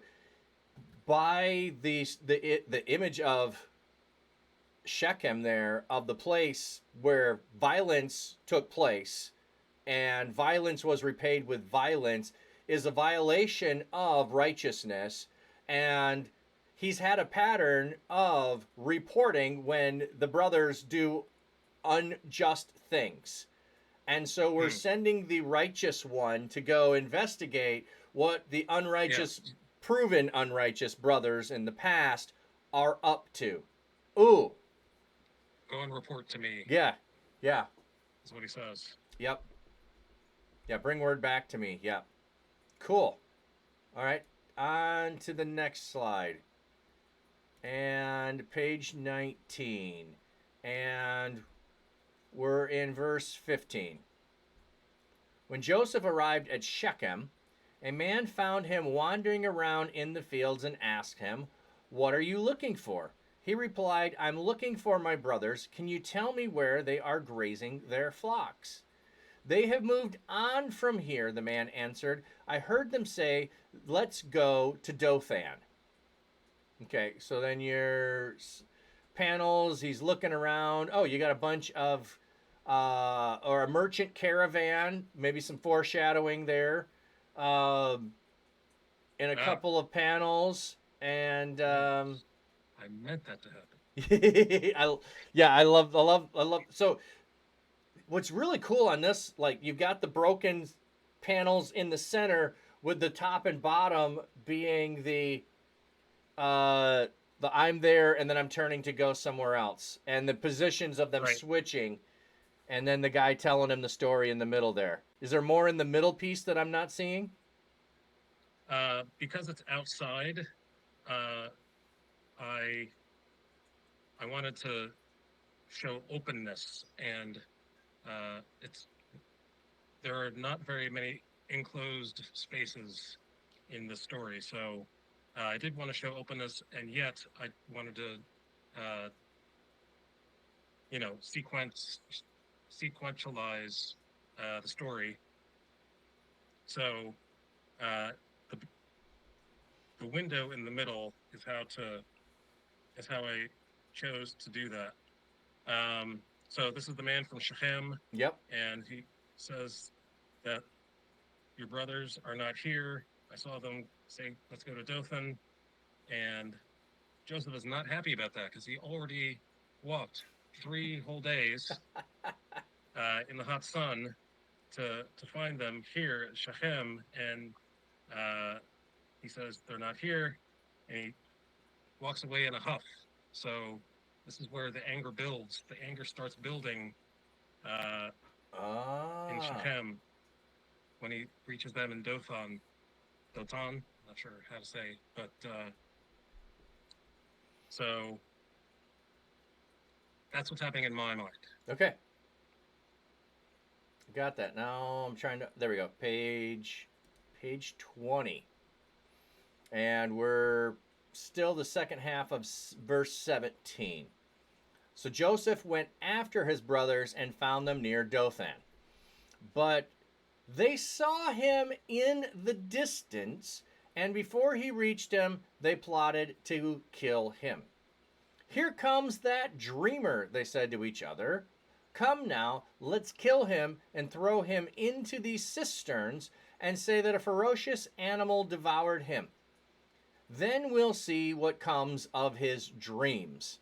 So I think here we had the progression, like I was trying to point out, has culminated, and opportunity is presenting itself, and everything is elevated there. But what's striking, they saw him at a distance. Yeah. I really feel like Jesus picks that phrase up in the story of the man with 2 sons. We call it the prodigal son. But I think Jesus picks that phrase up. I would love to, and I haven't done this, because it requires going from Greek to Hebrew and back and forth and all of that. But I just feel like that phrasing there is in that story of he saw at a distance and he ran to meet him. Here, the brothers saw him at a distance and they plotted against him. And in the other story, it's reversed the other way. But that's what my brain does with language. It's not part of this story, but I think Jesus picks it up, and we're talking typology that the seeing at a distance would lead me to think. But the other thing is they went to Shechem, and they were on alert perhaps, and decided to move on. And they maybe are still on alert because the people from Shechem might be coming. So they've got a guard set up that's keeping alert. And you know what? You can see someone and know their walk from a long distance. I don't think we give as much credit to that you could see someone from far away and know who it is by the way that they are carrying themselves. And they know it's their brother. And they start plotting long before he even shows up. So... and then your panels, you've got the sheep and, I think I zoomed in. Him coming, and then seeing the cistern there, and the conversation. The fists. The fists. I like that. Yes. So the first panel is seeing him in the distance, and they say, "Here comes that dreamer, Joseph. What are we going?" And the second panel, Simeon is saying, "What are we going to do about Joseph?" "Well, I'll tell you what we do," says Judah. "We kill him." "We kill him, yes." Yay! And Reuben says, "What? No, let's not do that." So, yes, thank you for picking up on the fists. Oh yeah, the fist just like, yeah, that's fantastic. Let me see. 1, 2, 3, 4, 5, 6, 7. Not that. Did you do that intentionally? What's that? Did you pick 7 fist raised intentionally? Oh. Not that intentionally. There are 10 brothers, so I had to make sure that the faces that are not showing had to have fists that were counted. I'm just picking up on 7 of the totality of the brothers being in agreement to totality, yes, to do that. I like finding those things, and sometimes you can overdo that. I know you can. Like I can look for it in Right. places it's not there. I admit that, but at times it's like, ooh, that's really a cool notice. Does it mean something? Is the question. Maybe it does, Right. maybe it doesn't. But if you don't notice, then you miss it every time. Yep. I was looking at your trees out in the distance in your mountain there, and there's a couple that look like letters, like you were trying to hide some words in No. there. I can almost make out the word dream or dreamer. Nope. Not trying to do that. Okay, okay, Was not trying to do that. okay. I like that's me reading too much, but a couple of it looks like a EA next to each other, so my brain filled in the rest of it. Uh-huh. So Nope. okay, next panel. Page 21, verse 21. When Reuben heard this, he tried to rescue him from their hands. Let's not take his life, he said. Don't shed any blood. Throw him in this cistern here in the wilderness, but don't lay a hand on him. Reuben said this to rescue him from them and to take him back to his father. So when Joseph came to his brothers, they stripped him of his robe, the ornate robe he was wearing, and they took him and threw him in the cistern. The cistern was empty, there was no water in it. And that is such an interesting phrase that we just go right past. Because if they came here to find grazable land, the cistern is empty, which means there has not been rain for a long time. Yeah. This is not the place they should be bringing their flocks. There probably is very minimal amount here for their flocks to get by on if the cistern is empty.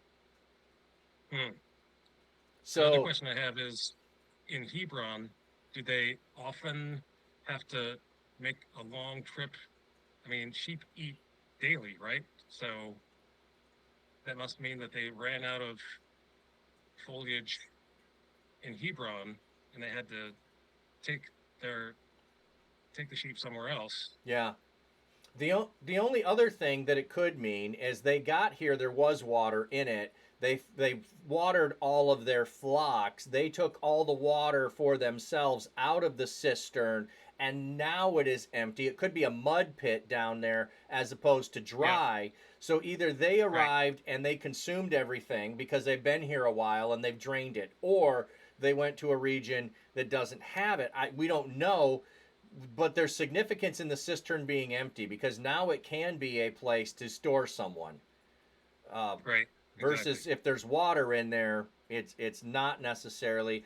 And I don't know always because there's different ways to make a cistern to be used. So I don't know which style this is. You would have cisterns that would be below your house. And then you would just store the water, collect the water under your house.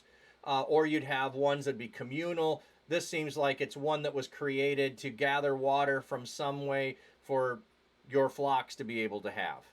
So, but the stripping of the robe is an interesting thing. Looking forward to Jesus having his garments stripped. Yes, exactly. So I've got your panels here and the arguments that are happening and the pointing to the cistern. So this looks like Reuben bringing the idea. Is that Reuben? No, that's not Reuben in the first panel. He's in the second panel. Right. So is that Judah in the first panel saying, let's kill him, and then... Yep. Okay. Reuben is the bald one. Yep. And he says, let's not kill him. And these are 3 other brothers who are, these are, I'm trying to remember who I named. This is Dan and Issachar and Simeon. Okay. I think. And so they're arguing with each other. I'm just trying to show that all the brothers are there. I'm trying to show. Yep. I mean, it's kind of hard to make dialogue with 10 characters. Oh, yeah, absolutely. So you count concentrate on 3 of the brothers, Yep. and but then there is Reuben at the bottom saying, "Let's put him in the cistern and teach him a lesson that way." Yeah. Yes. Trying to Uh, sanitize the action they want to take. Yeah. right, exactly. Yep. But the middle panel, I mean, the rage in the hands there, the rage in the hands. Like I just like he wants to put those hands around his brother's neck, which Yeah, like oh, that's yeah. And the other brothers are just as angry there with the out, the arms puffing out, the puffed chest there. That's really cool. Okay, you didn't. We've got 2 more. Uh, so this is, I'm still in the middle of drawing this one, the last one we just talked about. yep. So I do have sketches for future panels. So Then we'll have to, won't we, with a nice pounding of the fist there with brothers in agreement and a conversation. I don't know if that's going to be Reuben on the top telling him, hey, the other, or if that's the agreeing with and other conversation, or is this coming back after he's in the cistern? so this is Joseph at the top panel. Oh, that's Joseph and at the top. Okay, gotcha. He finally reached them, and this is the anger brewing. It's like, I've been to Shechem, I didn't find you there. I had to walk a whole Ooh. day to get here to Dothan, and I'm going to have to tell Father about this. And at the bottom, Judah says, then we will have to make sure you don't do that, won't we? Okay, And okay. I like that. That's cool.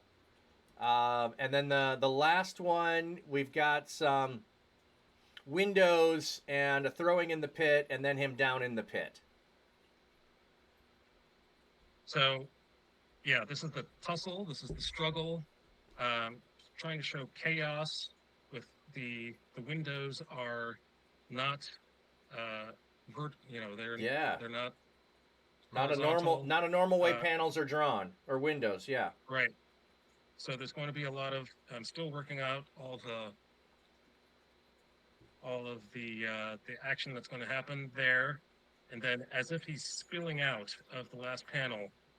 Oh, I see that. Falls, That's really cool. Falls down into the mud and the muck that's in the bottom of the cistern, and that's the end of the episode. That's cool, man. And this only took you how long to get this far? I started it in 2020. Okay. It is 23. Okay. It's been 3 whole years for one episode. So I do have a full-time job other than this. So I do have, a lawn to, I have grass to mow, I have dishes to clean. I have other responsibilities besides being a full-time comic artist. So my hat's off to, I don't have a flat cap, but if I had a flat cap, my flat cap would be off to people who do this constantly 8 or 10 hours a day. Yeah. Just to get a page done.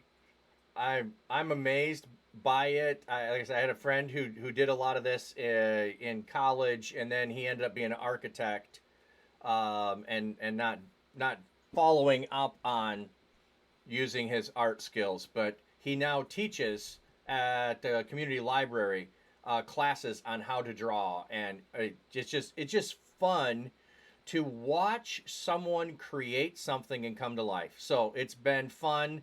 I know your time of streaming changed from what it was a year ago, and yeah, I haven't caught you watching as often. A few people mentioned earlier of they haven't caught me. Their schedule changed. Life happens, but I love that we can still stay connected on different levels, even if it's not constantly. And so I'm just thankful we got a chance to go through some scripture, go through and show all of your stuff. And yeah, hopefully that whole concept is going to be a blessing to a lot of people. Yeah, I definitely hope so. I can only pray. So, and people keep asking when it's going to be out. It'll be out when it's done. I used to think it's going to take a year. It's taken 3 years. So we'll see. Yeah, how so but you yeah, looks like one episode. You're still have a whole bunch. Like we just got to the start of Joseph's like this is one chapter. Yes, exactly. Yep, Yeah, there's a lot you to are come. correct. Yeah. Yeah, and then there's more dreams to come too. There's more dreams to come. Right. Ooh. And at the end of each uh, episode is going to be Jesus on the road explaining the typology of how Yeah. Jesus looked back and Oh my goodness. We're getting rated. We're getting rated. raid Yeah. Pastor Dustin. Pastor Dustin is raiding with a party of 18. Alice, good evening. Welcome in. We're just about to wrap up and raid out. Quick, we have to start over. We have to start over. Oh, you know what we can do though? I'll show my raid song here in a minute. 2 more hours. Welcome in, raiders, and we can show the video again. Oh yes. Thank you, Lord, for this great day. Thank you, Lord, for this great day. Thank you, Lord, for this great day. From the top, please, Pastor Dustin. No, Thank you, go back, Lord, watch for the this VOD. great raid. Thank you, Lord, for this great raid. Thank you, Lord, for this great raid. Right where we are. Thank you, Raiders. All right, let me go here a second. Oh, you know what? I don't want to do that. Let me go here. It'll take a second to populate those. Boom, there I'm back. There, Artsy's back. Al Britton, tip of the cap, friend. Tip of the cap. Welcome in. Thanks for being here. So, we've been doing a collab stream. I am Flat Cap Dapper Pastor, and above me, you'll see Artsy Bible Nerd, who we've been going through his comic that he has been working diligently on about the life of Joseph.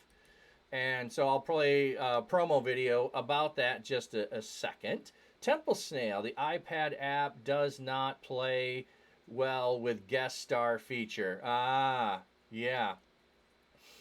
And Pastor Dustin, thanks for coming in. So I am an IRL pastor. I work with churches that are struggling and trying to figure out what do they do next? Do they find another pastor? Do they have to do other things? How do they revitalize? Because they're slowly going towards death. So I work with them, working on trying to figure out how I do that better. But working on a church right now that's doing a merger. And then I usually am here in the morning. So this is an oddity that I'm doing an extra stream. We're doing a collab stream and going through Genesis 37. So I normally do morning streams EST 7:45 to 9 or 10 depending upon my schedule. So an hour or 2 hours of looking at God's word. And so that's some of the fun that we have is looking at it, looking up words, figuring out the different meanings and things. And so I'm glad you came in here. Welcome in, everybody. Yeah, Al Britton, The Life of Joseph. That's awesome. One of my favorite stories. Yeah, it is an awesome story. And we were talking a lot about it. Temple Snail, it's actually been causing crashes on my iPad. Oh, no. Samsung is greater than Apple. Sprint East Fool puts their opinion in there. And in my honest opinion, my wife is an Apple phone. And, yeah, she will often say, can you help me with this? And I go, no, it's Apple. It makes no sense to me. It's completely opposite of my intuitive understanding of everything. And they do that intentionally to annoy me. So I have no interest in Apple. My bias. There we go. But welcome in. I'm sorry you're having problems. I don't want anyone to have problems with their tech. I have enough. Artsy, you want to say a little more about yourself and then we'll show the video. My name is Artsy Bible Nerd. For those of you who rated in, I'm a amateur comic artist, Christian comic content creator. and I've been working on a book called Joseph, Favored Son of Israel, which is going paralleling the life of Joseph to the life of Jesus. So it starts on the road of Emmaus, where Jesus is explaining why he had to die and explaining to the disciples that he had to do that in order to fulfill the law and the prophets. And I think this is a good time to show the video. Yeah, absolutely. And I'll get a shout out. Someone asked if they can get a link to yours, so I'll get a shout out. Oh, thank you, Sunshine. Thank you for getting that. Favored Thanks, son of Sunshine. Israel. The road to Emmaus. On the third day after Jesus' crucifixion, 2 of his disciples were going to the village of Emmaus. While they walked and questioned each other, Jesus himself came near and walked with them, but their eyes were kept from recognizing him. What are we going to do now? I thought he was the one. Why are you walking and talking so sadly? Don't you know the things that have happened recently in Jerusalem? What things? The things concerning the prophet, Jesus the Nazarene. The priests and our rulers crucified him, But we were hoping that he would redeem Israel. and now it is the 3rd day since these things happened. Also, some of the women from our group said that he was alive. Foolish people. Didn't the prophets write that the Son of Man had to suffer these things in order to enter into his glory? Beginning from the law and the prophets, he explained to them in all the scriptures the things concerning himself. This is just one of the stories Jesus could have told. Consider the story of Joseph!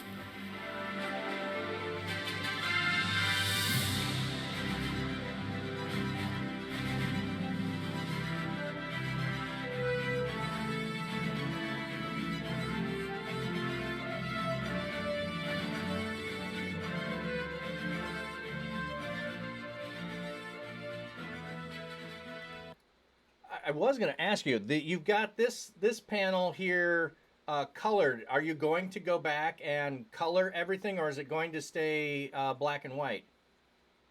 That was the originally that was the plan, to color everything.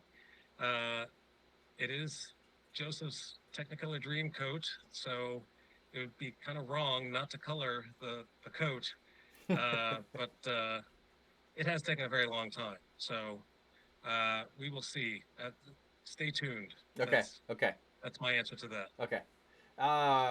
Pete Maw, first time chatter. Hey, welcome in. And Altus Rebbe, Shalomi, my homies, welcome in. Hey, Altus And Rebbe. yep, got the right Hey, Pete Mom, nice meeting you. YouTube and Twitch connections there. So yeah, thanks for asking for those, so we could get shout outs for Artsy Bible Nerd. So you can give Artsy a follow. My husband Sunshine says loves your artistic talent, Artsy. So Thank you. and yes, there Thank is you, a husband. lot of detail drawing involved in his work. Absolutely. Finally get to hang out with you. Well, I appreciate that. And those who came over on the raid, and Artsy, if you need to go, that's fine. I'm just going to hang out and chat for a little bit since people came over to raid. Do you need to go, or? Yeah, I think I'm gonna go now. Okay. My family is staring at me. Let's get Time for hype in dinner, the chat for Artsy Bible Nerd. Thank you so much for coming and hanging out this evening. Appreciate it, friend. My pleasure. Thank you for having me. Yes, absolutely.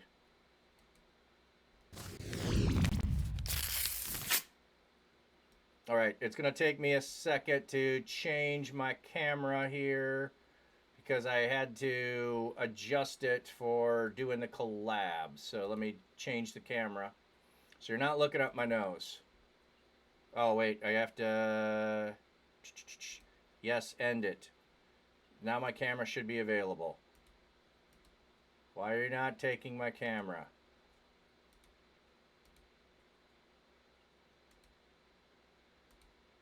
Yeah, then I look like Max Headroom there. Okay, there we go.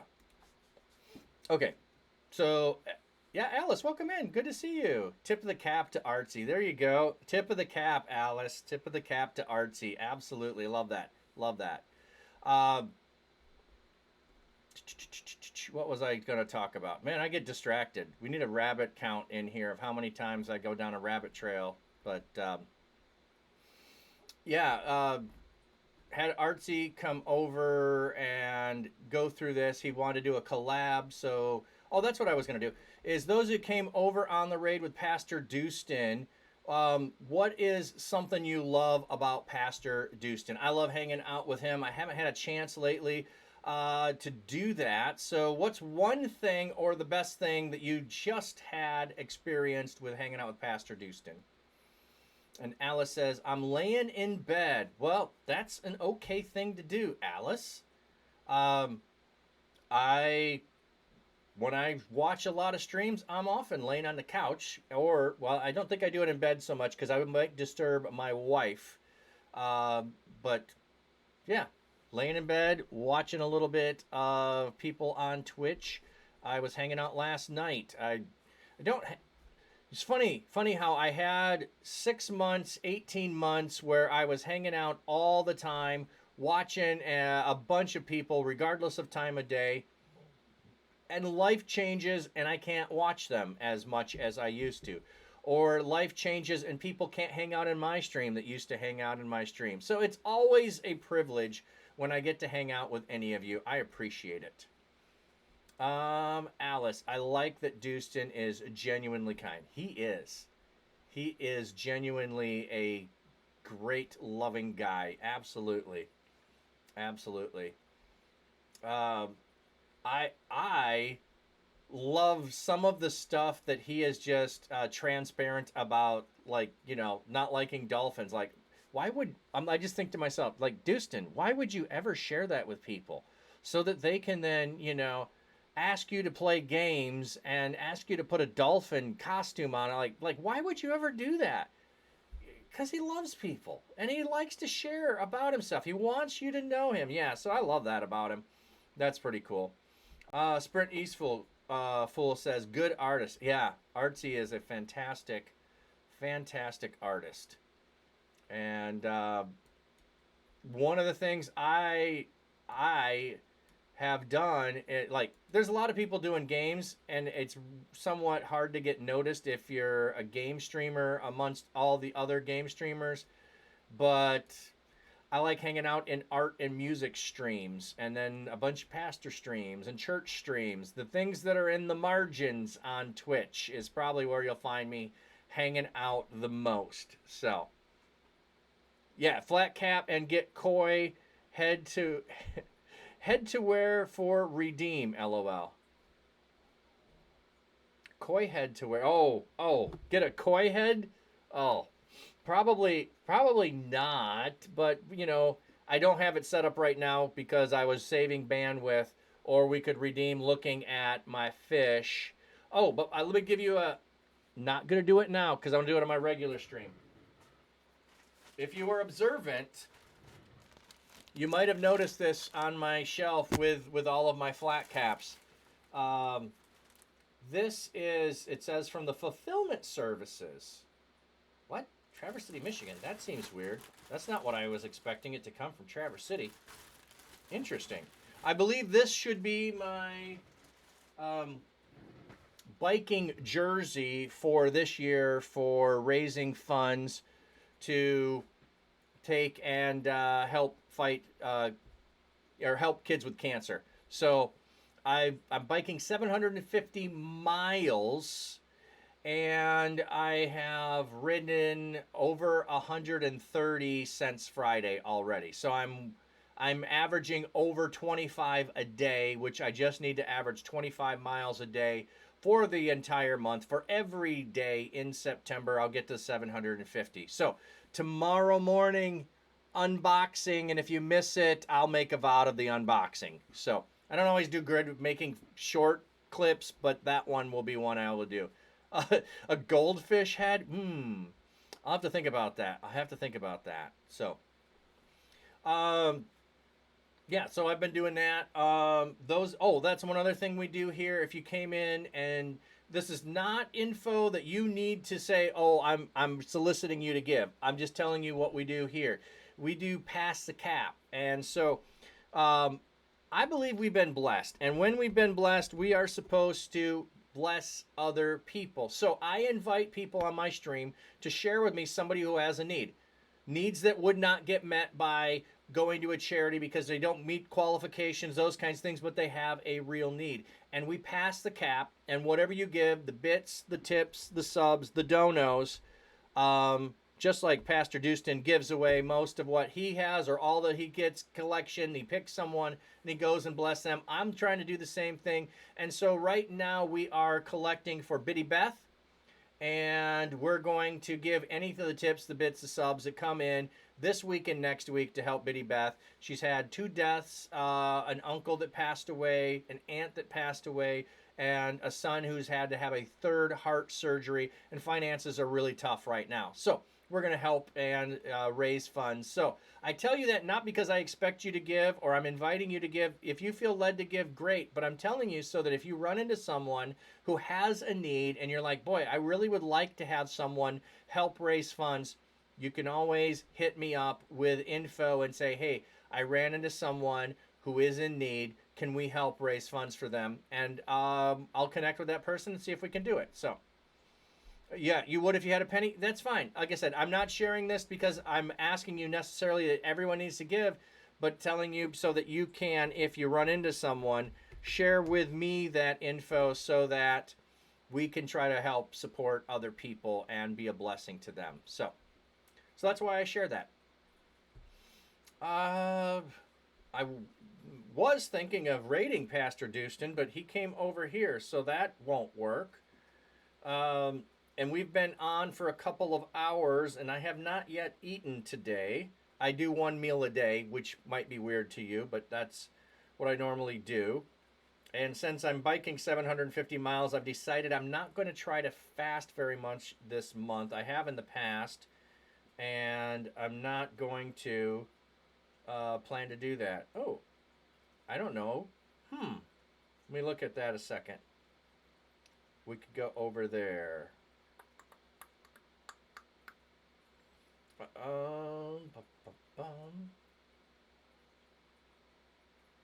Getting ads. So, wise decision. Yeah, I thought with a couple, well, especially partly because of the heat too, because I could get really dehydrated quickly, and I've had a couple of instances in the past when there's been heat that I've been overcome by heat. So, yes, but 1 meal a day is good for the gut. Yes.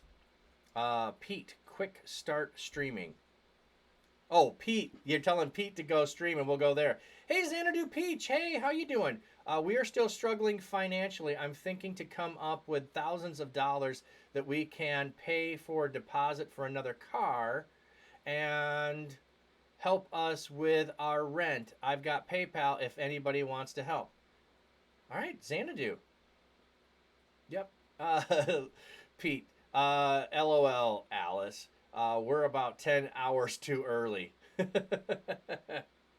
Oh, okay. So this one says ending. Okay. They were doing a September, so that says they're ending. So that doesn't make sense to go over there. So I got to add, and then it says they're ending. Okay. We'll find someone else. There's always options. Just scrolling down further. See if there's someone I have not recently rated. All right, I'm going to go check out Chovy and see what Chovy is up to. All right, Chovy looks like right in the middle of a game. So, but thank you all for coming over. If you were here the whole time, if you were here with the raid, thank you for being here. One of the things too, like I try to help with whatever I can and whatever you're doing or whatever else. If you need prayer, I have a redeem for prayer. You don't have to have a redeem to get prayer. If you need something else, you have questions, if you're here, you're always welcome to do that. So I'm going to send you off with a blessing. This is what I do at the end of my streams. Why do I do this? Because at the end of a worship service, I give a blessing to people to send you forth into the world to whatever you're going to do. I do it at the end of my stream as well. I send people off with a blessing so that you are blessed. You know that you are loved. You know that you are cared for. Whether you are Christian or not, I still think there's power in words to bless one another, and so that's what I'm choosing to do. So whether you are Christian or not, please receive this as you are being spoken of and blessed by it. So may God's seeking comfort find you.